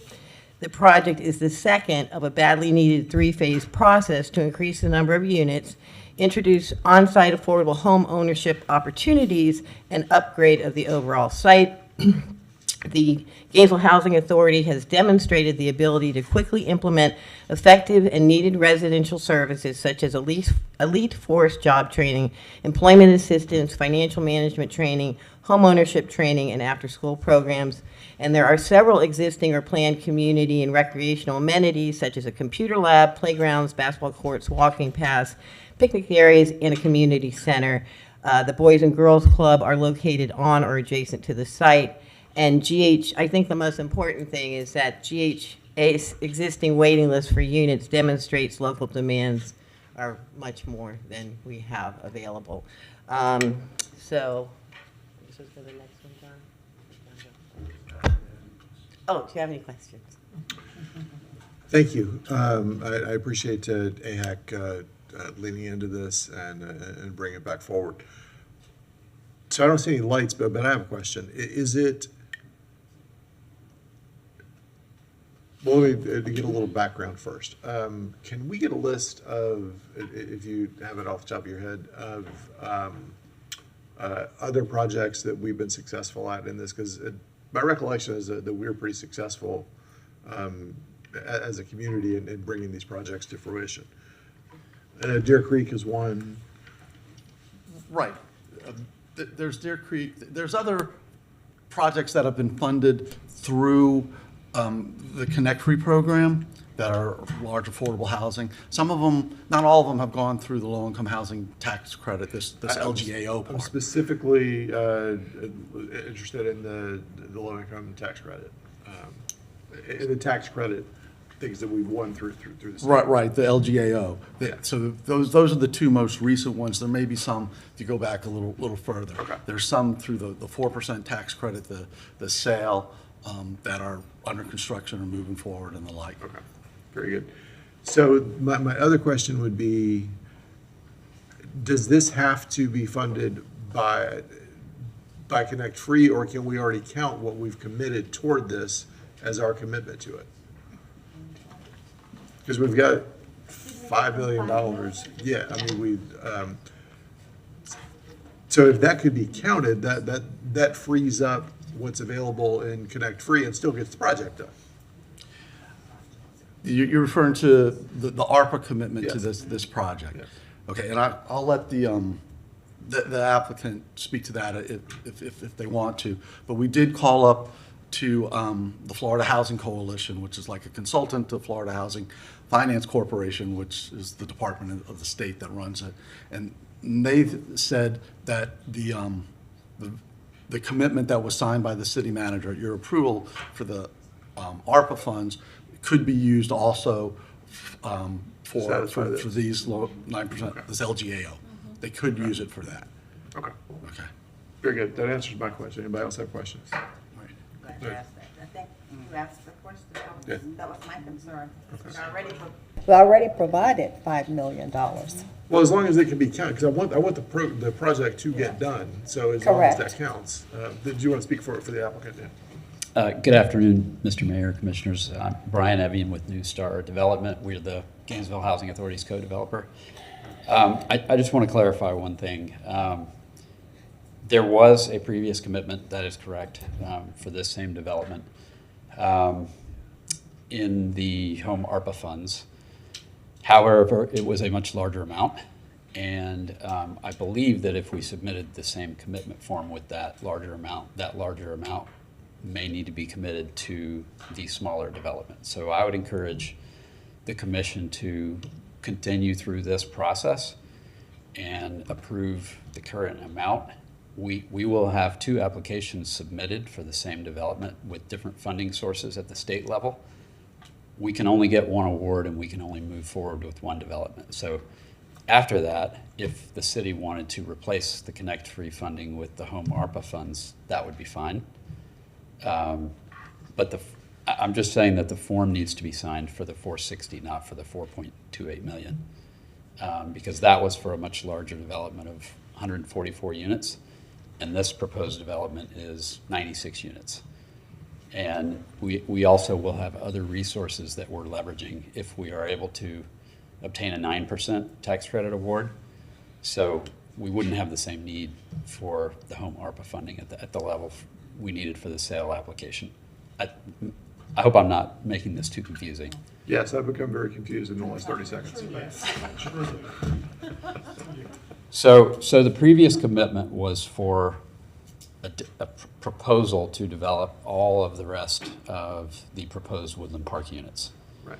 It's a different funding mechanism that we were proposing to use. It's sale funding from Florida Housing along with 4% tax credits. So we had a larger funding gap on that proposed development of 144 units. What we are before you requesting today is the LGAO funding for a 9% tax credit development of 96 units. We will be able to obtain more tax credit equity because of the 9% credits. And so we're requesting the $460,000 in LGAO funds so that we qualify for the funding goals that Mr. Wachtel covered that are in the RFA. So the commitment from the city needs to be executed for the $460,000. I heard a mention of using the previous commitment itself, the form, and that's for the higher amount. So that's not something I would recommend doing. Okay, I've got several lights up here we'll go through, and then if that doesn't answer my questions, I'll come back with mine. All right. Commissioner Chestnut. Thank you. Mr. Mayor, I think this application would be going to the Florida Finance. Yes. Florida Housing Finance in Tallahassee. Okay, and so last year, we committed $400-some thousand for an application, correct? And in June or July, we provided $5 million to, was it $5 million? Yeah, $5 million to the Gainesville Housing Authority. So I don't think the city can be the sole source of funding. But what we're suggesting, what I'm suggesting, and it looks like heads are nodding, others may go along with it, is out of that $5 million, we'd like for you to take $460,000 and then you send that to Tallahassee. But I don't think that we should provide another $460,000 to the Gainesville Housing Authority. Thank you. Thank you, Commissioner Chestnut. Commissioner Willets. Thank you, Mr. Mayor. So, and I'm very confused as well because, you know, we start talking about phase two in the previous 144 units, and I understand that's with the 4% tax credit, and that was my understanding where our $5 million that we gave that we have allocated to GHA. So I am confused because now we're talking about a 96 unit that is also called phase two. And so I'm confused about the phases, whether this is an additional 96 that is part of phase two or whether I'm very confused. So there are different funding opportunities available from Florida Housing Finance. Mm-hmm. They put out multiple RFAs every year, and they offer different amounts of funding and different types of funding. We submitted an application on August 3rd for sale funding and 4% tax credits for Woodland Park Phase 2. But Phase 2 in that scenario was consisting of 144 units.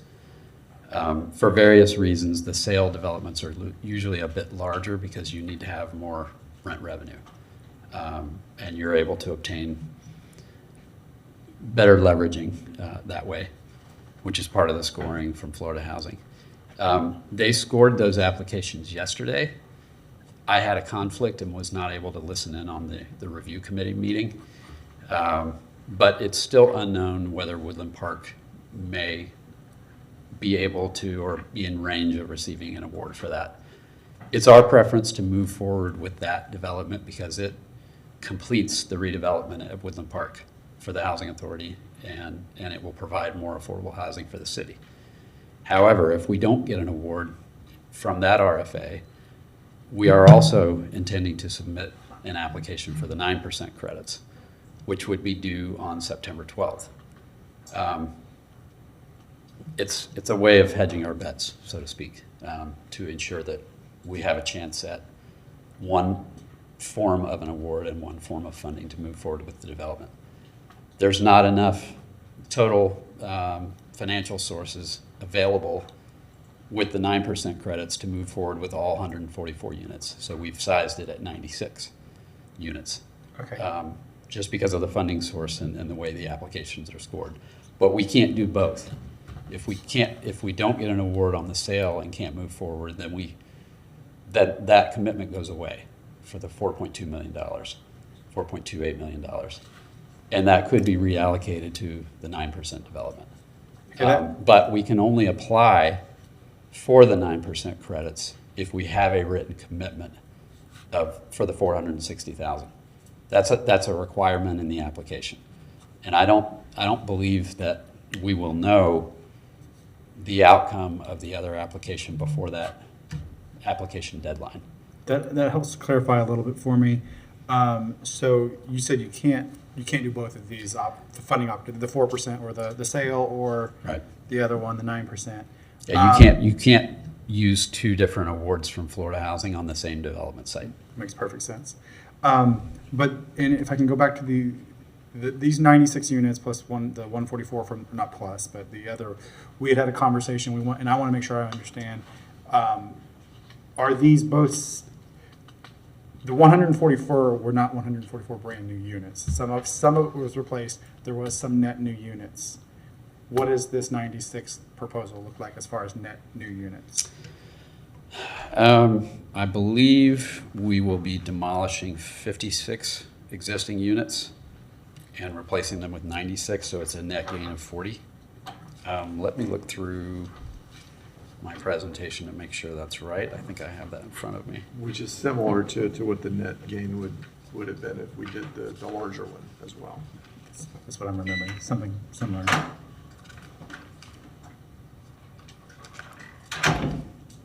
Actually, I'm not sure if we covered that in our presentation or not. I'm fairly certain those are the right numbers, though, because I've walked the site multiple times. I believe we have 56 units to demolish, and then we would be replacing those with 96. So there would still be a small amount of existing units after that, but it would help address the kind of the disparity that the Housing Authority is dealing with. When they have applicants come to Woodland Park now, they can't really specify where those applicants will end up in terms of their leased units. And some of the newer units are very nice, and some of the old ones are pretty, they've got some pretty substantial deferred maintenance. So. Yeah, okay. So thank you for helping me understand that with the units and that you can't use both of them. But, so if you don't get if the 4%, the sale one doesn't go through, this is, I don't want to say a backup, but another opportunity. But we have already decided a very large amount of money went to the original. And my concern is that, and I need some clarification from staff about what were the parameters that we've agreed to fund, the first potential project. Because what I don't want to see is $460,000 plus I think it was close to $5 million, going to only 96 units, only 40 new units, and we really have underwritten an even larger portion of just one project. Not that I'm against, obviously, we are spending real money on affordable housing in our community, but I'm concerned about we would be getting even less of it, and we've had concerns, I know I've had concerns about where we spread it out to get the best bang for the buck. And sometimes that bang for the buck is not even necessarily the most units, because the most units at one site is I don't think is preferable. I have some commitment to make sure we spread it out. So I've got questions, and I don't know who can answer that about if one thing falls through and we've agreed to spend the Connect Free funds, which is a great program. Yeah, I have some questions about that, and I don't know who can answer that. Maybe Corey can talk about our agreement on the first part. Mr. Mayor, Corey Harris, Director of Housing and Community Development. So again, just to reiterate, the Housing Authority has applied again for they've applied for phase 2 of Woodland Park, right? And so under the ARPA agreement, it was for 144 units, okay? Under the 9% tax credit, it's for 96 units, okay? Both applications go to the state. The Housing Authority has indicated that whichever one is more favorable to them getting the development across the finish line is the one that they're going to select. In the event that they're awarded one or the other, that money would return back to the city. Did that clear? Yeah, so all of it. We can then just make further decisions, but we don't have to do it all. It's not all one chunk. We can separate it out. We can do whatever. Correct. So if they're awarded the 4% that's attached to the $4 million in ARPA, then the 460 would come back to the city. Okay. If they're awarded the 9% tax credit, the $4 million would come back to the city because they wouldn't be able to utilize the $4 million for the 9% tax credit, and the developer can verify that information. All right. So whatever the commission decides today would be memorialized on a commitment form. And the requirement in the RFA is that it be for at least $460,000. The city has committed these funds to Woodland Park before, and I believe this is our third year receiving this support if you're to approve that today. That actually qualifies the 9% application for 6 of the LGAO goals because they incentivize, they're trying to award the developments that have received repeated support year after year and not yet gotten an award, because it's a lottery process, and they know that that's not the most consistent or reliable way to do it. But because of how competitive it is and how great the need is in the state, they recognize that local governments supporting affordable housing need to eventually see something in return for that support. So they've got extra funding award goals for the applicants who have received repeated LGAO support. So that's what it gets for this Woodland Park development. It also provides an automatic tax credit basis boost, which is just kind of a way to increase the equity that's available on the development if the site itself is not in a designated zone by HUD to receive that boost. Okay. So, but yes, if we received a 9% award and moved forward with the $460,000 commitment, the whole 4.28 million would come back to the city. It never really left. I mean, it's a conditional commitment that's based on an award being received and moving forward with financing and closing and development. So either way, whichever one we got, the other would come back. It's our preference to move forward with the larger development, but we just don't know yet. Okay. Well, thank you for all that. Thank you, Mr. Harris. I understand a lot further. I got a little confused too.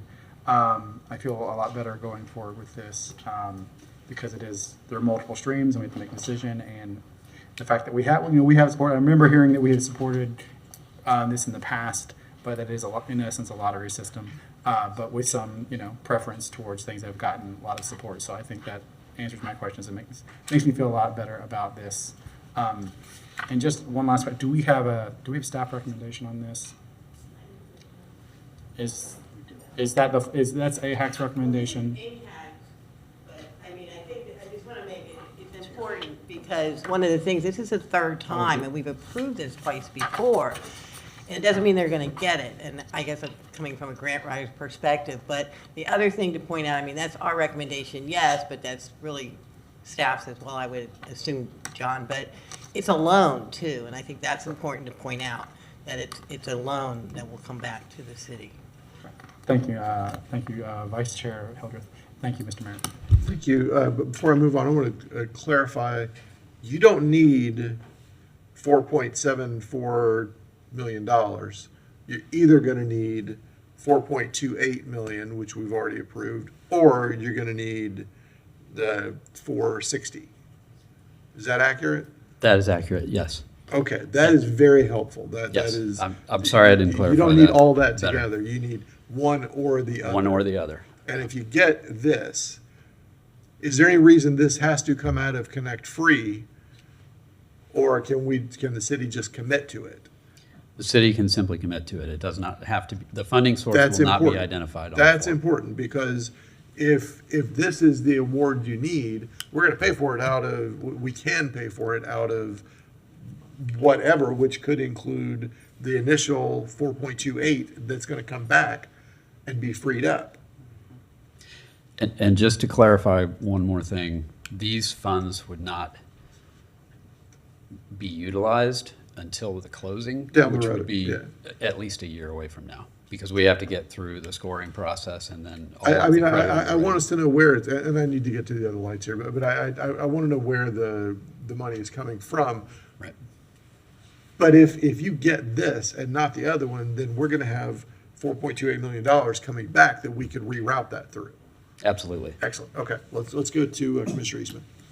A lot of the questions kind of already got answered that I was confused by, but because 4.2 million, that's out of ARPA funds, but it's currently in revenue. I mean, we use that as revenue replacement, right? So theoretically, it's part of our general fund at this point. It is actually core. It's core ARPA. It's not in the general fund. Got it. Okay. And then is it possible that you would get approved for both the sale application and the 9% application? It is possible. I won't say it's likely, but it is possible. And if that happened, Florida Housing would require us to select one or the other. And you said that couldn't if- move forward with both. You said that if that were to happen, you would go with the sale option as opposed to the 9% option. That would be our preference, and that would be the housing authority's preference. But obviously, we would be happy to come back to the city as well and decide that together. But it would be our preference because that takes care of the full redevelopment at Woodland Park, and you know that's really the goal for the housing authority. Because when you get the 9% credit, I mean, what, how much are you looking at getting funding from the state if you were awarded this for 9%? Well, technically, the funding doesn't come from the state, but the award comes from the state, and then an investor purchases the tax credits. But the equity that we projected is just under $20 million. It's about $19.8 million for the 9%. And so, and then and then on the 4%, you would get a little bit of sale, a little bit of bridge financing, kind of it's a little more, I'd imagine it's a little more complicated on the other side. It is a little bit complicated, but the 4% credits don't generate as much equity, Right. and that's why the state provides the sale Right. funding as kind of a gap. Oh, so that coverage. is the main gap between what we offered and what the 4% would offer, and then the sale would do the rest of it. Correct. Okay. All right. I don't think I have any other questions. I mean, I don't know if any of my fellow commissioners were thinking of we went through this application process. This is for this fiscal year. There would be this is the only applicant that applied. So if there was a feeling that we wanted to see, well, we didn't. We couldn't reopen the application. We'd probably just go to the next fiscal year. Is that a fair assumption? Corey Harris, Director of Housing Community Development, Mayor, Commissioners. So again, the deadline is approaching for this 9% tax credit award. So we wouldn't have enough time to go back out for the 460. So to answer your question, we wouldn't have enough time to. Great. Yeah, that was my only question. I mean, these 9% low-income housing tax credits are the main way that we build affordable housing in the United States of America. It's really important that we continue to put something forward. This is the only applicant that we got. I think it's a good project in either direction. I think if they were given both, it might be worth coming back to us and having that discussion, because that is $4 million, and the state is providing a significant amount of the 9%, even though it would be less affordable. There would be, I guess, 43 less affordable homes, but then there'd be $4 million that could be potentially used in other directions. I don't know how I'd feel about that, but it might be worth having that conversation at that point. If that doesn't, I recognize these are very complicated financing models that have to go forward with all of these things, but it might be worth us having that conversation since we supported both of these projects. But I think I'm in favor of supporting the project that came forward. So thank you guys for all the clarification. And I'll clarify one other thing. Thank you, Commissioner Eastman. But we have an ordinance further clarifying Connect Free coming before us at our next regular meeting that would allow us to use that in different ways than only for this kind of award. So it doesn't just sit there. Thank you, Commissioner Eastman. Commissioner Book. Just on the question side also is from a designation standpoint, when we did the process that led to one applicant, what was that process? That just sounds unusual to me that we only had one applicant, and when was that? So if we click back through the presentation, the notice of funding availability went out early spring. And then, so one of the things for a developer, they need to have site control. They got to make sure that they have other mechanisms in place to fund these development projects. So that's why you may only get a few developers who are experienced in this area, just as the housing authority has partnered with another entity. So that was that's the reason why I feel like more applicants didn't come forth, because maybe they don't have site control, maybe don't have other things in place in order to apply for these credits for this year. Now, next year, you may have more applicants that will apply. There's some definite limiting criteria there, it sounds like, which basically prohibits or deters several applicants who may now be qualified to have applied. Yeah, and initially. remember, with these 9% tax credits, all of them have to be affordable too. So like a market rate developer couldn't apply for these funds to get their project developed. Yes, sir. I can shed some light on why, on my opinion about why there were no other applicants. When we see, and this is public record and it's publicized, but when we see that a particular local government has provided LGO support to an applicant that did not receive an award in prior years, we know that there's an incentive for that local government to fund that same applicant again, because they'll qualify for those state level incentives.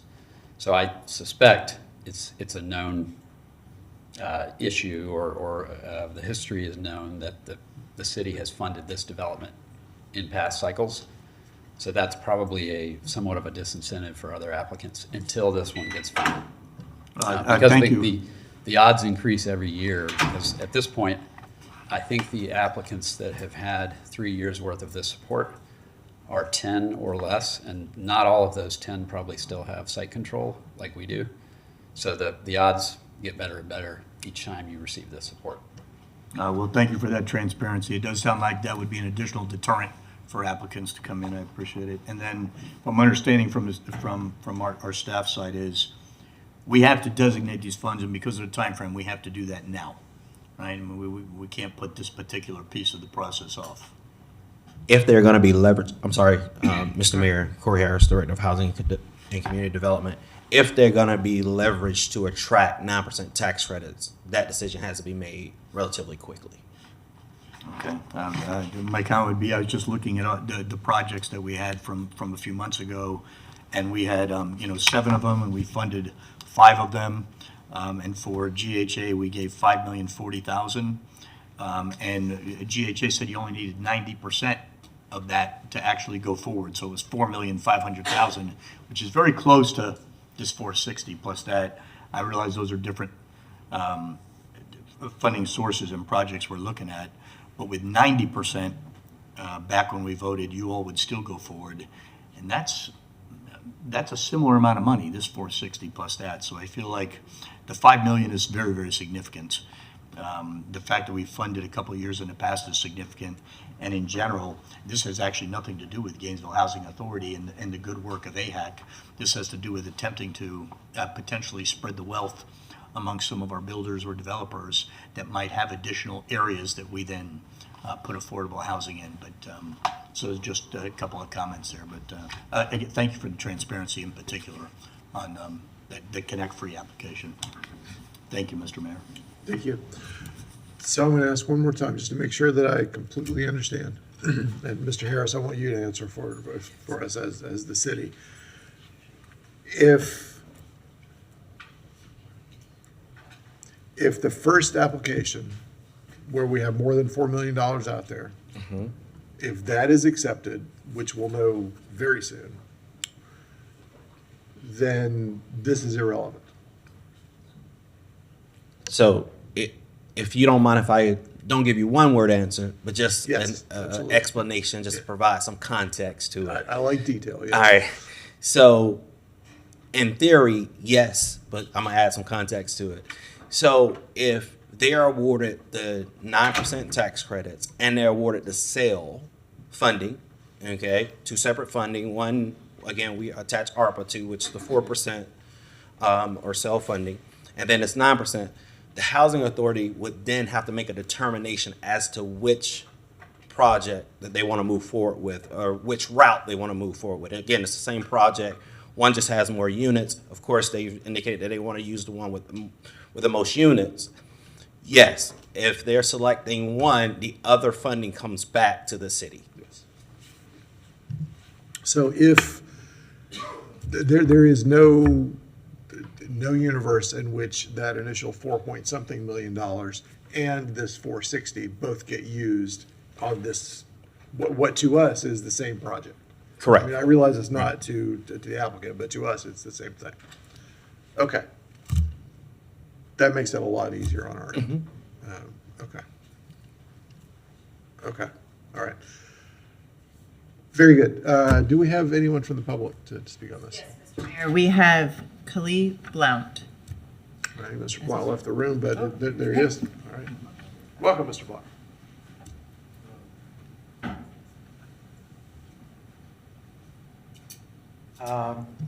Just because I have a slight acquaintance with housing authorities, I want to remind y'all that public housing authorities were chartered by local governments under federal and state statutes that enable you to do that. So back in the 60s, the city of Gainesville chartered Gainesville Housing Authority.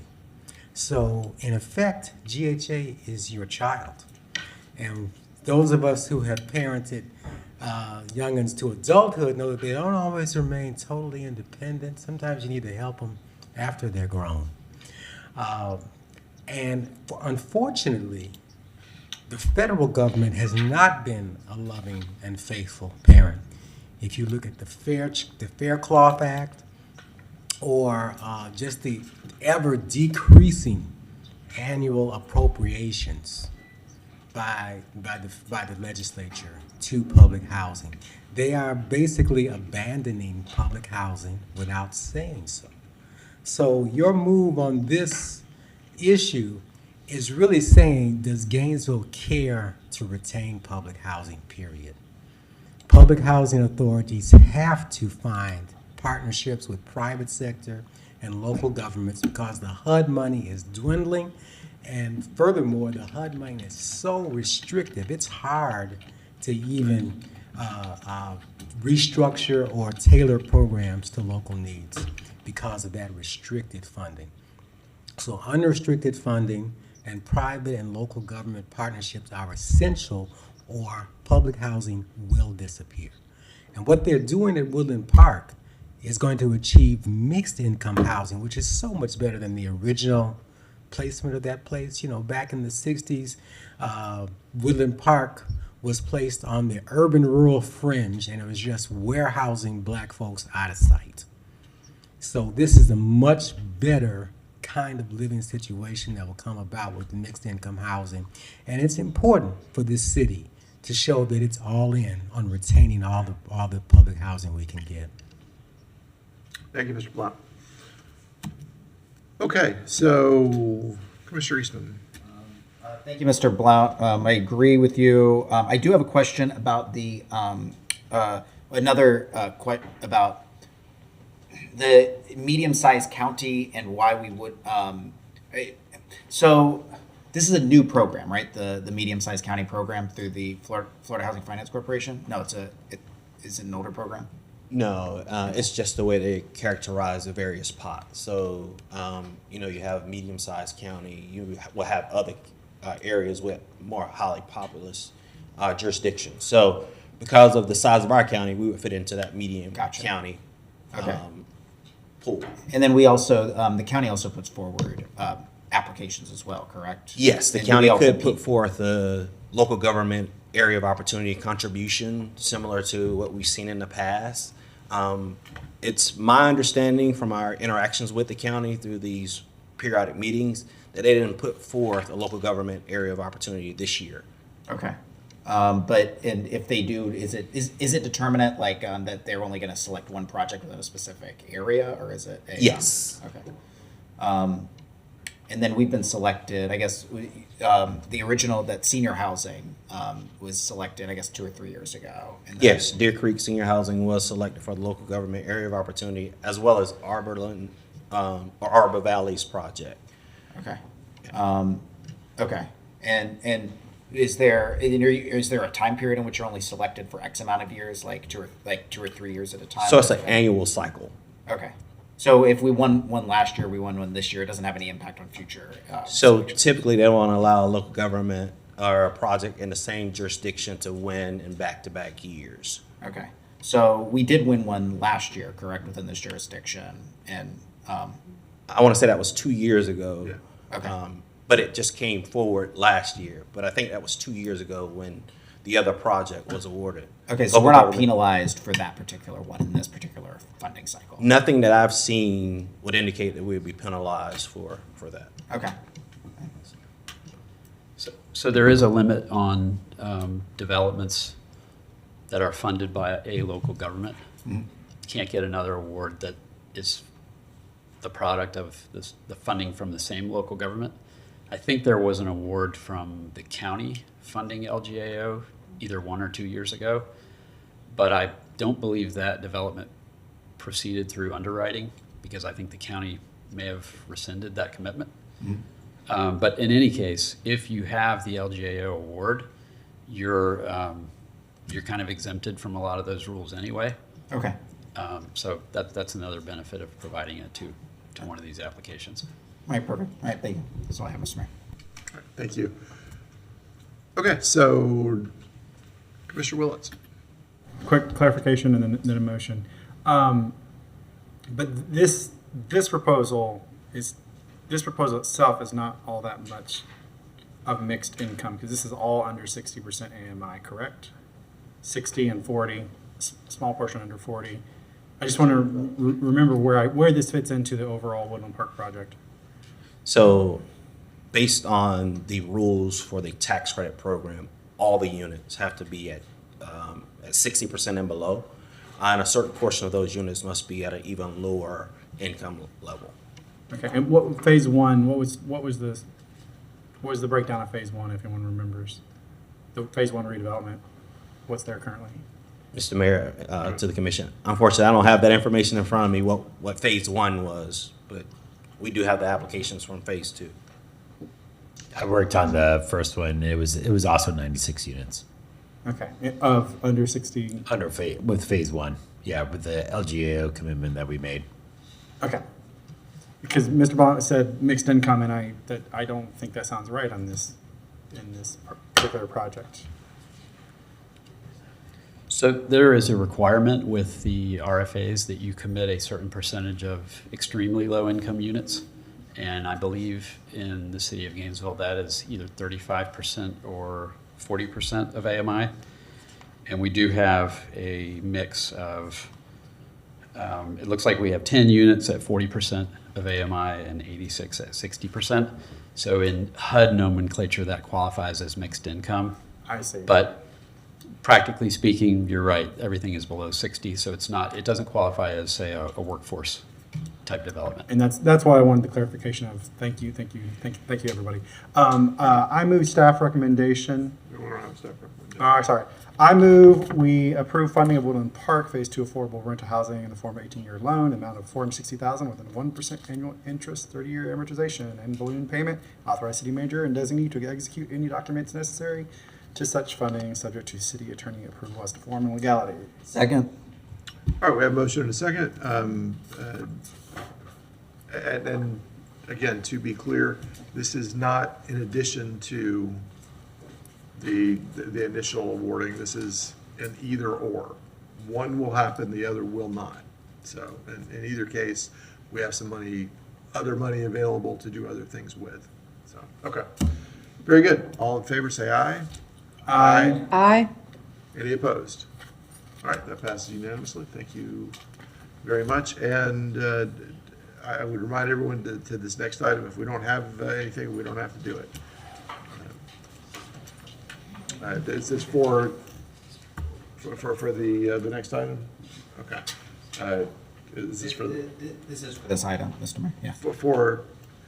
Okay. Go ahead and read the utility item in.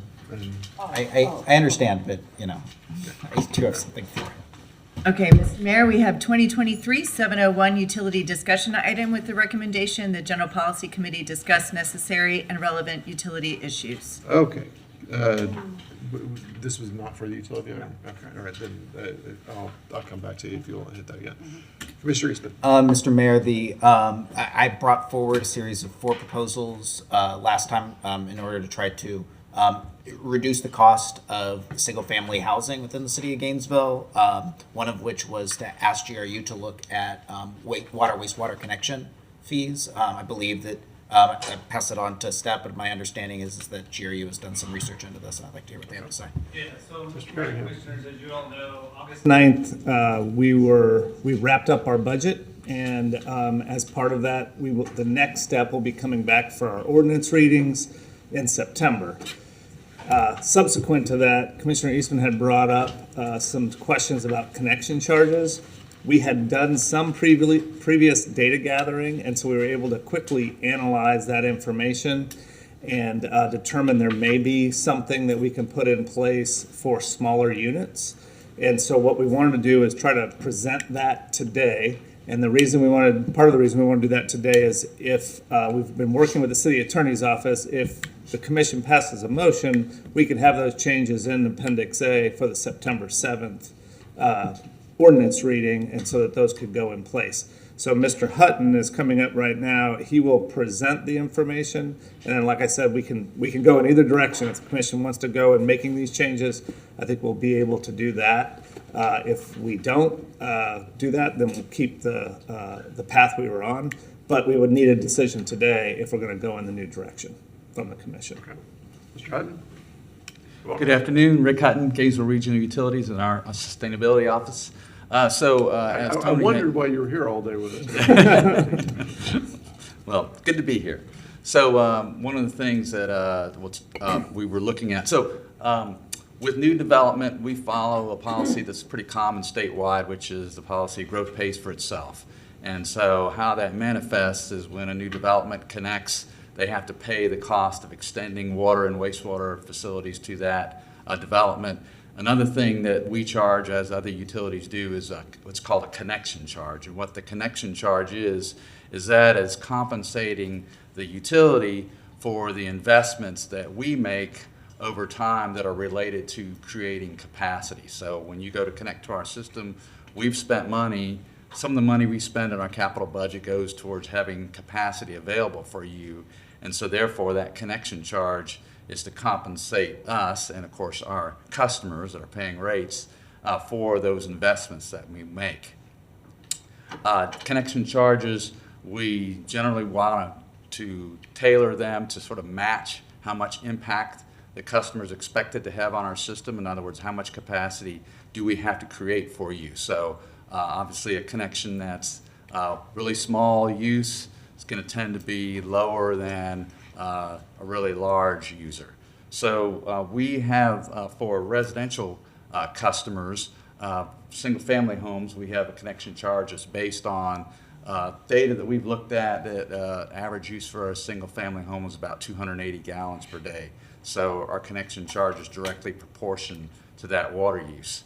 One of the things that we were asked to look at is, well, is it less for a smaller home? And back about 3 or 4 years ago, we actually did some data analysis and looked at homes that were small homes that were less than about 1,400 square feet and determined that in reality, when we look at use data from our customers, those size houses use less than houses that are larger than 1,400 square feet. Based on a most recent request, we looked at, well, is there another sort of breaking point where usage sort of drops off at around the size of an ADU, an accessory dwelling unit. So, and we did look at the data. Incidentally, the last time we looked at this has been a few years ago. Since that time, we've had more connections that have come in that are that size. So we've got data to look at, and what we are seeing is that those smaller residences, about 850 square feet or less, are using on average about 100 gallons per day.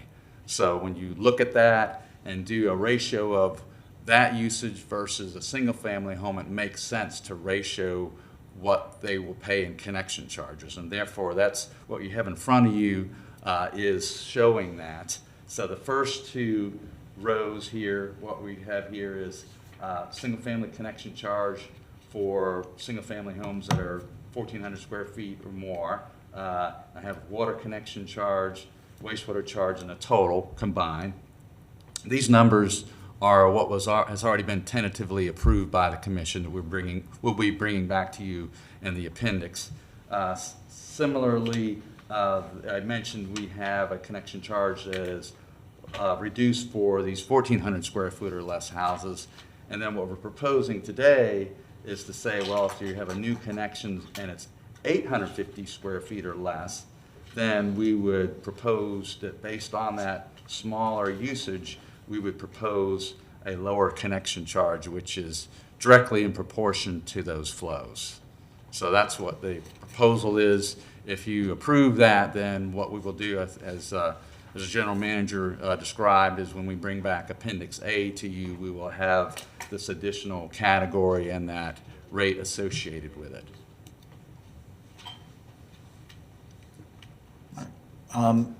That's what I have, Mr. Mayor. I'd like to hear from my fellow commissioners, and then I'd like to put a motion on the table. Got Commissioner Willetts.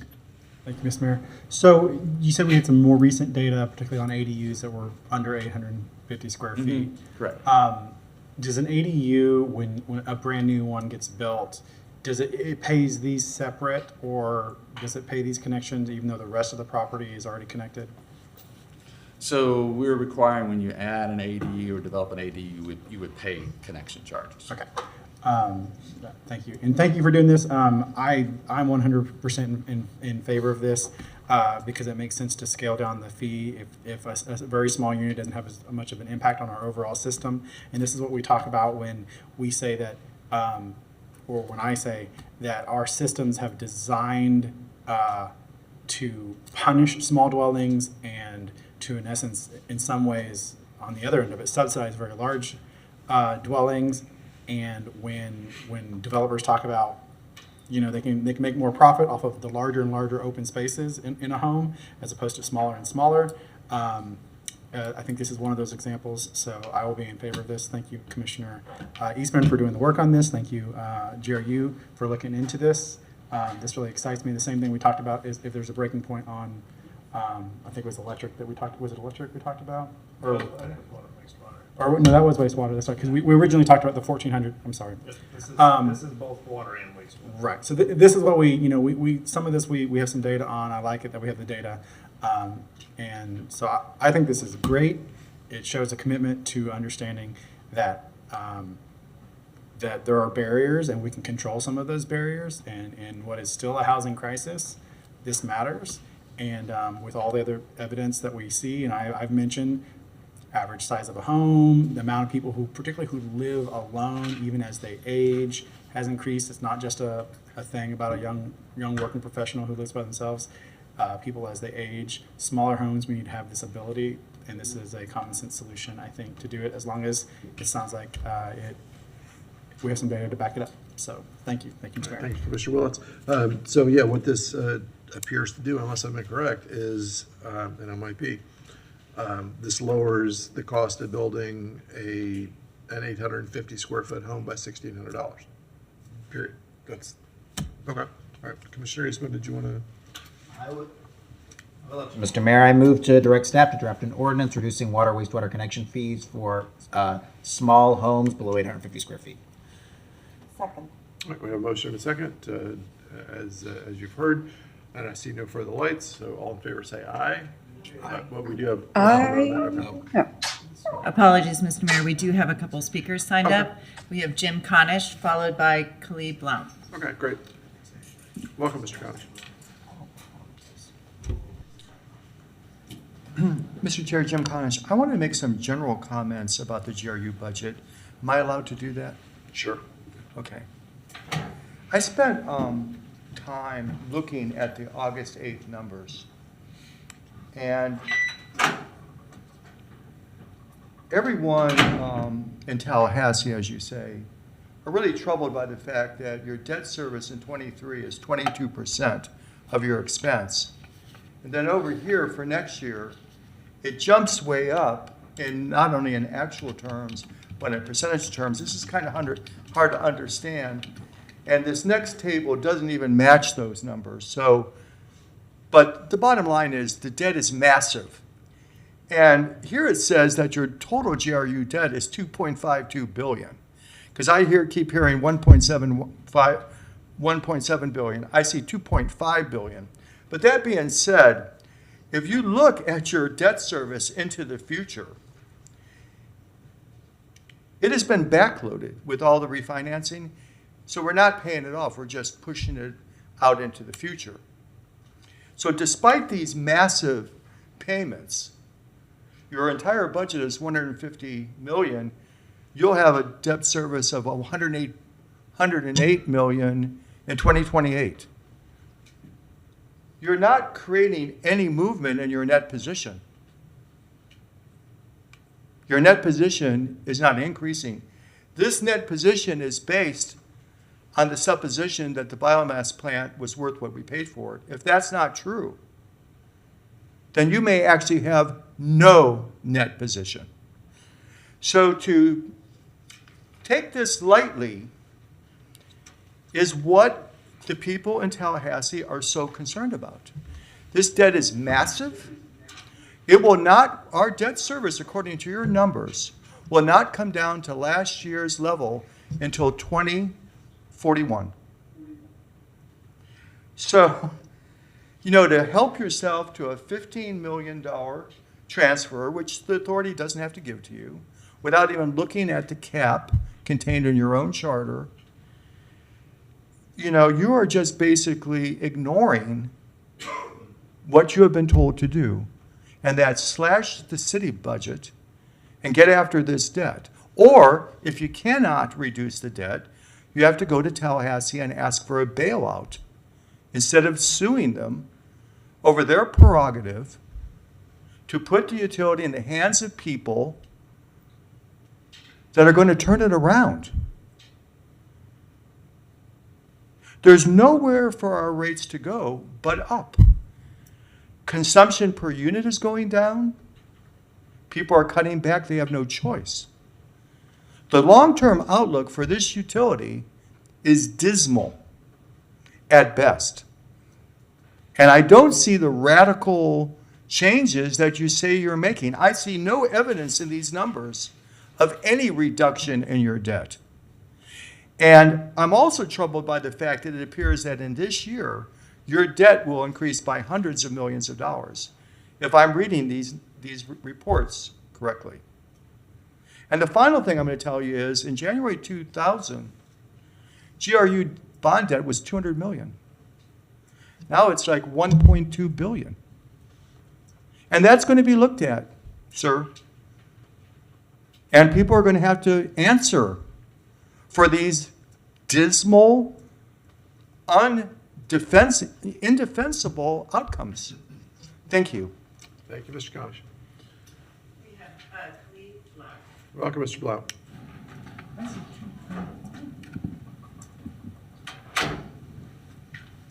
I've come to you before about a specific piece of GRU property that concerns me and folks in my neighborhood.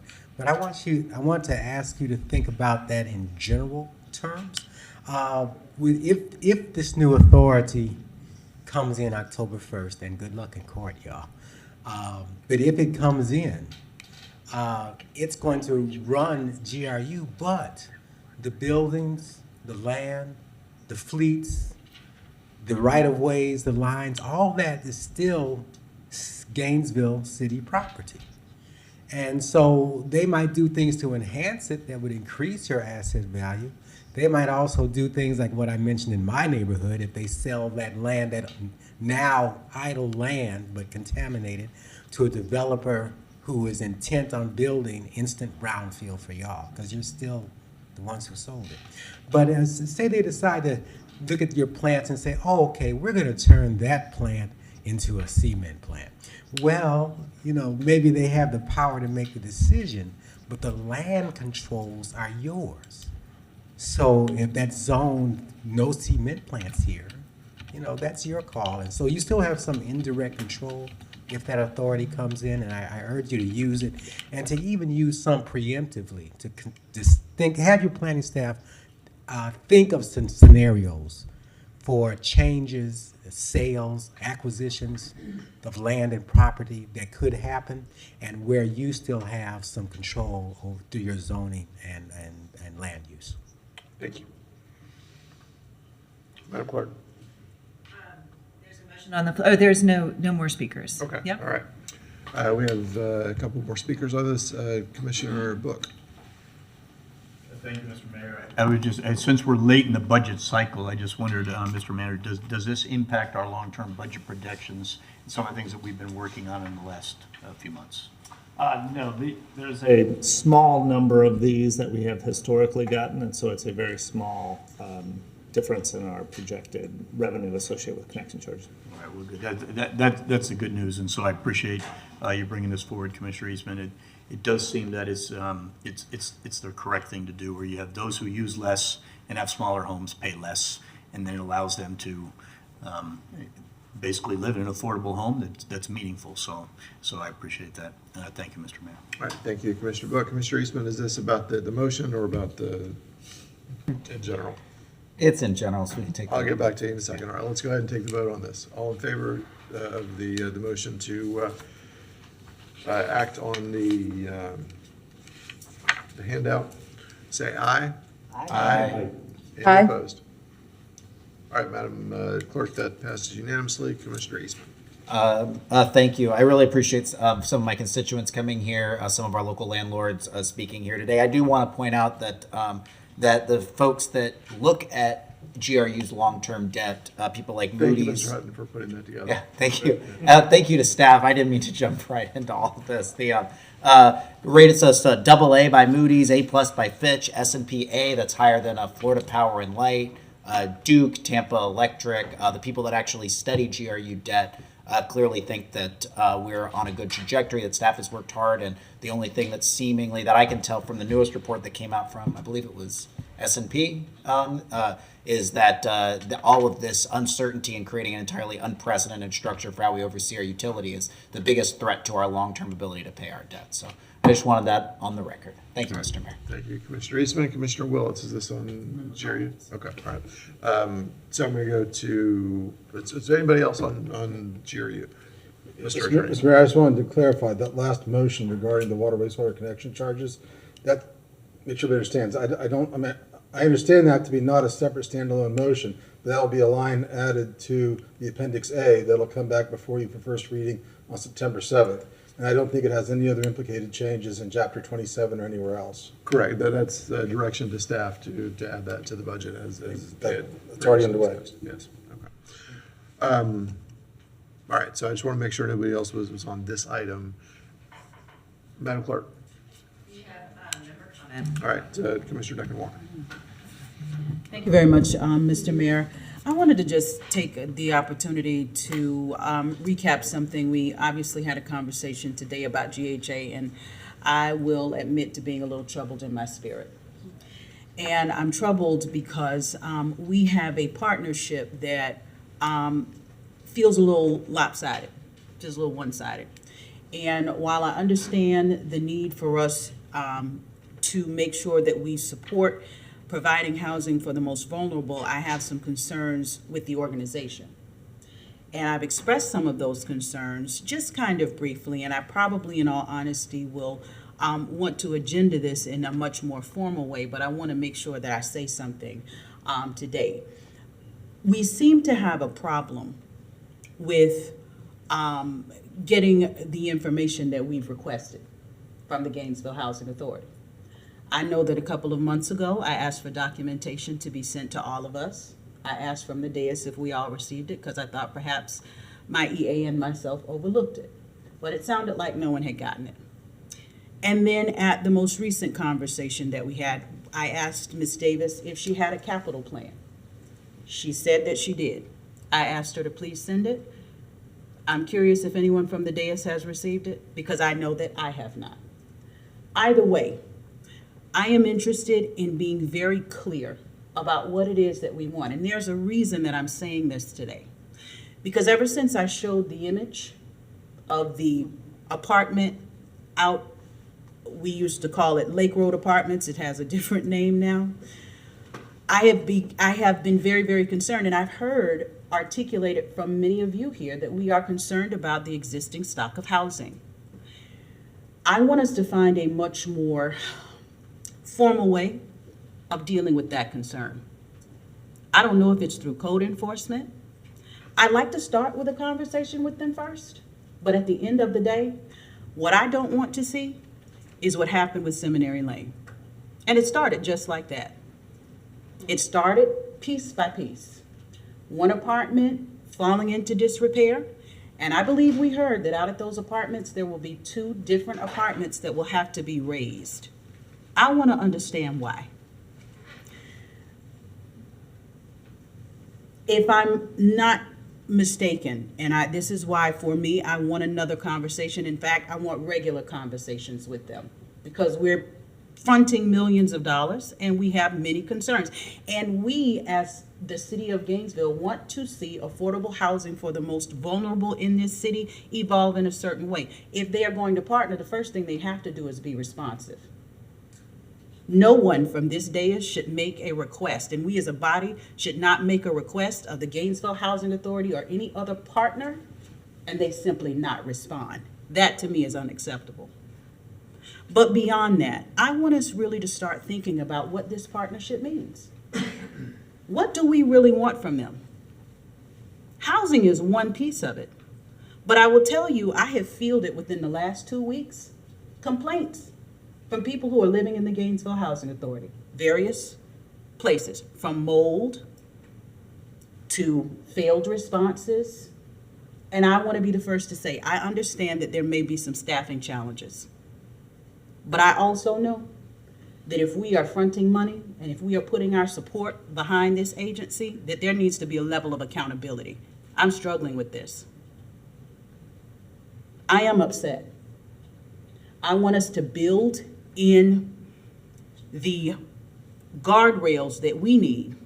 I want us to build in certain requirements of them to make sure, A, that we are preserving that stock of housing, and that the residents are getting what they need. I heard a really good statement a little earlier. I believe it was you, Mr. Mayor. You made the statement, impacts the ability of people to thrive in a particular neighborhood. You are absolutely right. When I passed that building that had the hole in it, when I took a picture of it, I went back by a couple of weeks later. The hole is still there. I don't know if HUD has requirements as to how that is taken care of. I want to be fair, but see, for me, this necessitates a deeper conversation. Because at the end of the day, what I don't want to see is the loss of that housing stock. And then I want to understand what the plan is. You told me that you have one. So let us see it. Let us understand it. Let us be able to ask questions. Let us be able to make comments. Because you are coming to us for the support. And we need accountability and we need a voice in what happens with those properties. I also want to know if it was in fact our SWAT team that damaged a unit. Alachua County? Okay, thank you. I will confirm it, but that's what I was. Thank you very much. Thank you. And if whoever SWAT it was, they don't pay for that damage? That's just a question that I'm throwing out there, but there needs to be a much deeper conversation, not just with them, but what I'm hoping amongst us to build in some type of accountability and some type of requirements. At this point, what I'd really like to see is whether it is code enforcement or someone from the city, literally go out and take an inventory of the state of housing at the Housing Authority. I want to know what is going on. And I'm sorry, but I'm not at this point of the mindset to ask their staff to do it because I don't know that they have enough staff. Maybe we don't either, but I don't know that they have enough staff. And frankly, I think that if we're going to provide money, that we need to know. Our eyes need to be laid on this situation in a completely different way. I'm concerned. I want us to be looking at how we build upon what we have. I don't want to see an apartment complex leveled that's providing housing for the most vulnerable and replaced with housing that will not include them or does not include the same amount of them. That's not going to help our houselessness population at all. And it's going to defeat the purpose that I believe a lot of us want to achieve. So I will, I'll conclude my comments with that, but it was a little, I've been a little challenged in here today because I really, really want us to work on what this relationship, this partnership, and what our requirements of the Gainesville Housing Authority are. And I believe we need to have some requirements for them. I'll conclude. Hey, Commissioner Willis. Thank you, Mr. Mayor. I have two things. One is I think I would like to see agenda a request or opportunity or perhaps invitation at our next meeting for I'm trying to think through this, is what I want to talk about now, for our charter officers to come back to us. And if there's anything they need clarification and guidance on us going into this budget year, because they've all looked at their budgets and they're looking at what they can do, particularly with less staff members, less funding. But I'm interested to hear from them if they need some direction and guidance on us as for perhaps some priorities change for them, different projects they have going on or whatever. And I know they can individually talk to all 7 of us, but I would like it to be a bit of a conversation, because if they need more direction, then they need to hear it from us. About anything that they have going on that in other times it's at this level of priority, but now because of lots of changes to the budget, this is not a normal year, they may need, or we may need, or we may also have some opinions on different things about moving around some of those priorities. I don't have a list for every single charter, but I want it to be an invite for them to come and talk to us about different things. Things that are still budgeted or that are just normal, it's in their normal scope of work, but things might have to change. The easy example, I don't think it's even current, but I know the clerk re-digitized or something all of our records, or put it, if that's something that, even to tell us, this is going to get slowed down by 6 months. This is not a deliverable in 2023. We thought it was a deliverable in 2023, and they may have told us a year, before I even got here, but this is going to be delayed. So I want an open invitation for them before we pass the budget, because if it's the opportunity for them to say, just to be clear, the budget you give us, this is something that is either going to have to fall off, or we're going to have to reprioritize, or you really are, or this is why that contingency that we have for staff services and in whatever department is probably going to get used on. So, Commissioner Tushnet, you're looking at me, perhaps kind of confused. Yeah, I'm just a little bit troubled as to where your concern is coming from. I think so I'm not clear. I don't think we've made any changes. So I think talk a little bit more. Talk it out a little bit more. We have a great faith that we've empowered them. Let me interject one thing real quick. We don't have more meetings before the day that the budget is before us. We do not have any more meetings scheduled. That's the 7th, right? Yeah, the 7th is first when we reading, do this right? again. Yeah. Well, that's when I want to hear back. I want, what it is I want before we go into the next budget year. Maybe that's what it is if any charters have questions about their priorities or guidance on things, that's where I want to hear it before I vote on a budget, in essence. Particularly by the second time I vote on a budget. But in general, heading into budget year as well. And that kind of helps me understand, we can see the budget and say, in essence, this is our work, this is our task list, this is our priorities for the year. But I also know there are overarching priorities, kind of like the city, this strategic plan? Like there's kind of that as well. And so like where does that fall? Where do individual things fall on there? Anyways, I want it as an open opportunity for charters. If nobody has anything they need to talk about, that is fine. But I know that I want it in a situation where it's not just, I can go talk individually, but if it's something that needs the commission to give some of that guidance, that we have that opportunity. And it could be a GPC, but just because of the timing, it could be the 14th GPC, or we change that to a 14th special. It's functionally the same thing. Functionally the same thing, but it could be that meeting if the 7th is busier. Okay. And so that's just something I would like to, and then I have one other item. Okay, well, go ahead. My other item's really a comment, but it's fun. Well, I'll mention it. All right, so, not fun. It's disturbing still. So, well, that went south fast. Yeah, right? It's fun. What's fun is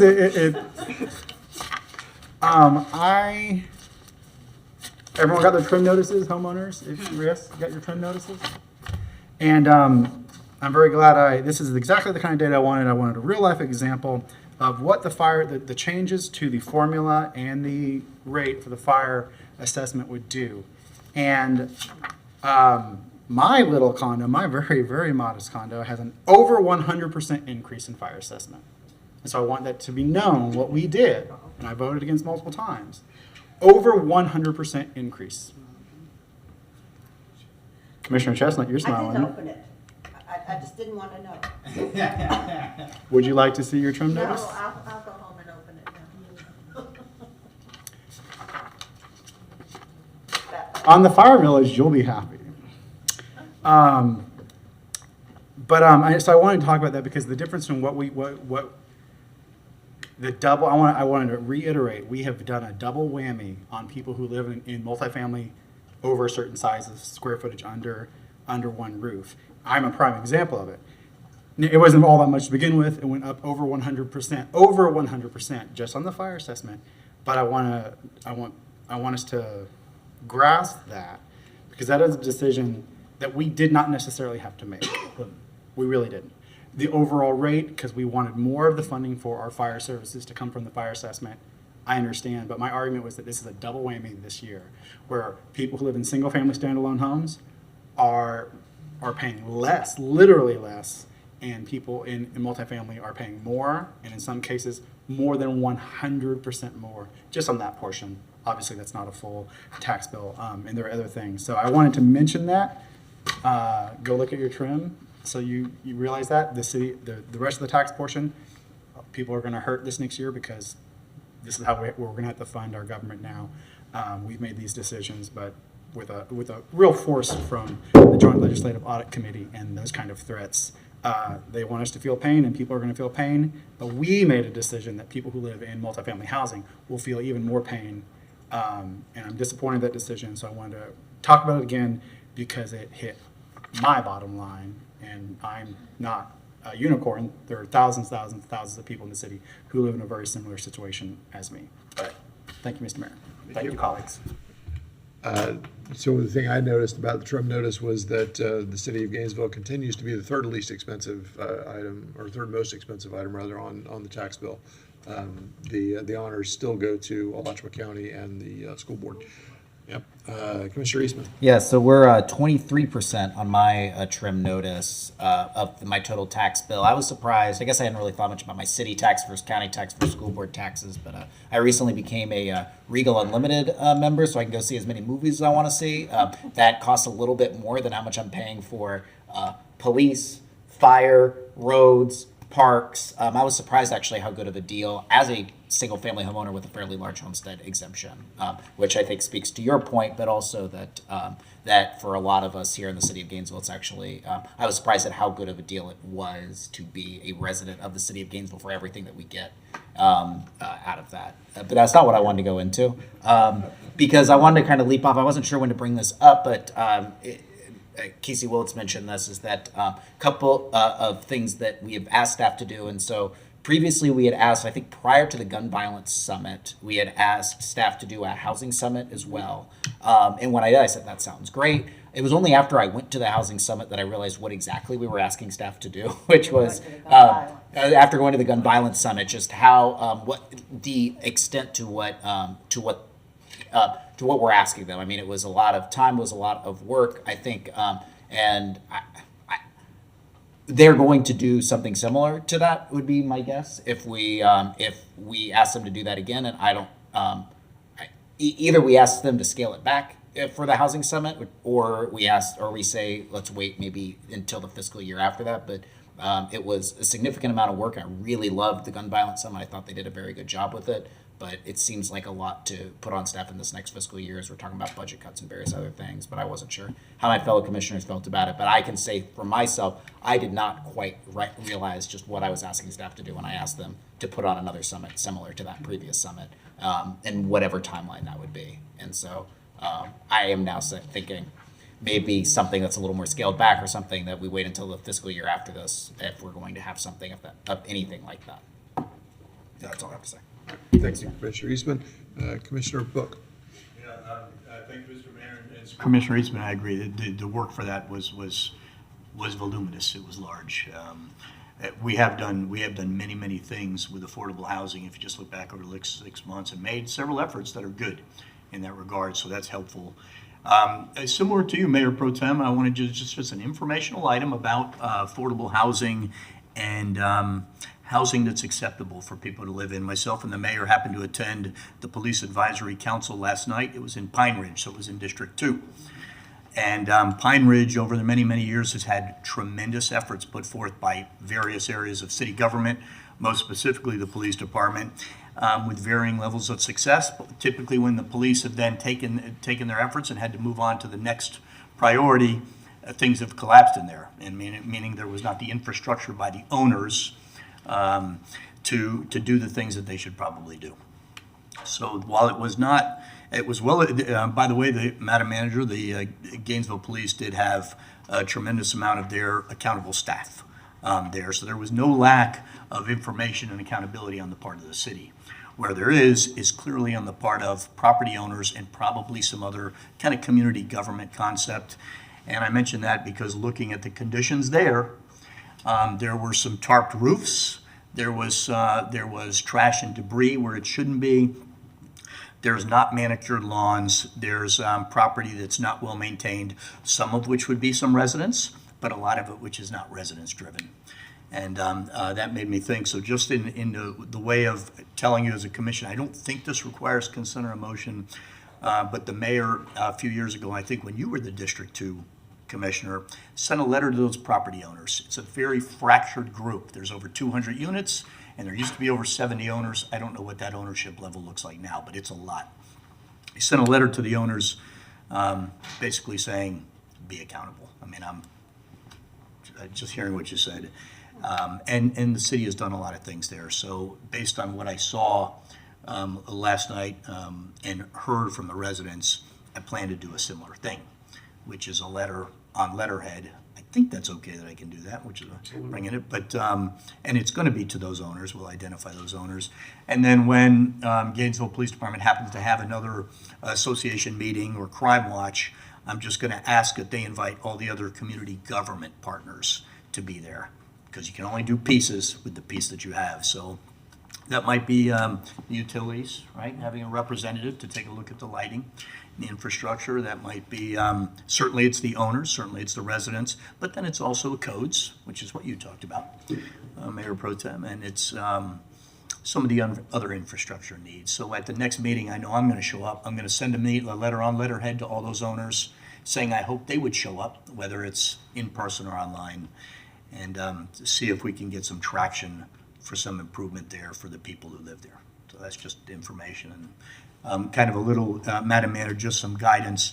If when the next meeting is and we don't have to schedule anything private, whatever's on the schedule is scheduled. Let's invite our other community government partners, and I'll be involved. Thank you. Thank you, Commissioner Buck. And just to add a little extra to that, we have,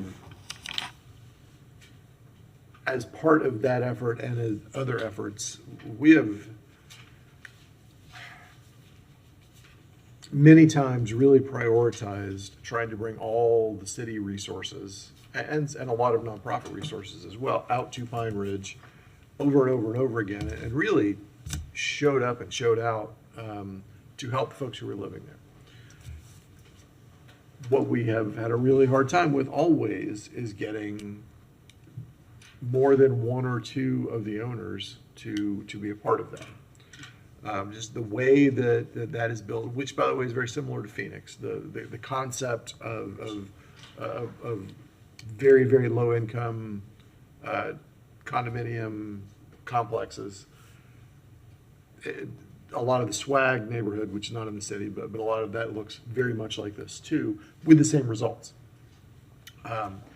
Regardless, we've made those efforts at Pine Ridge with mixed results. I mean, we got out there and gave everything the city has had to it, but if we don't have the other government partners, if we don't have the landlords showing up too, then what we get is the city making all the promises that we can, not over-promising, but promising what we can do, and doing a lot of it as well. But then if that other side doesn't pick up the slack and do what they're supposed to do for that rent check that they get every month, we don't see the longer-term improvement. We just don't. Mr. Mayor, if I might, particularly with Pine Ridge, it was one of the community first neighborhoods that was led by Chief Jones, and we would go out intermittently like we did in Porter's and Spring Hill, and we would bring all of the city agencies out and listen to concerns, respond to concerns, We've sent letters to landlords. It's always been a problem, at least for the 18 months that I've been here. That's been the core issue. But we've pulled in other services and brought them to the meetings as you're suggesting, Commissioner Booth.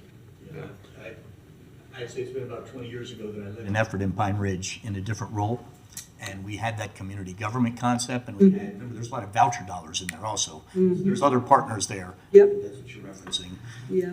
Mayor Last Pro time. Tem and the owners, and we did a good job. It was a sustained, like, 120-day effort. There was a lot of it. You could see visual improvement and improvements for the people who live there, but unfortunately, we cannot be the prop up for a community that lives there, and there's other accountability. And when we left, I think what you're referencing, Mr. Mayor, the sustainability collapsed, and that's unfortunate. So the residents out in Pine Ridge, much like some of our other communities, kind of go through this. They see the effort, we help them, we get some things, but then some of the people who should be held accountable don't necessarily keep that up without us putting pressure on it. It shouldn't be like that. In that regard. So I'm just hopeful to see some improvements over the next few months in that particular community. Yes. It's fairly large.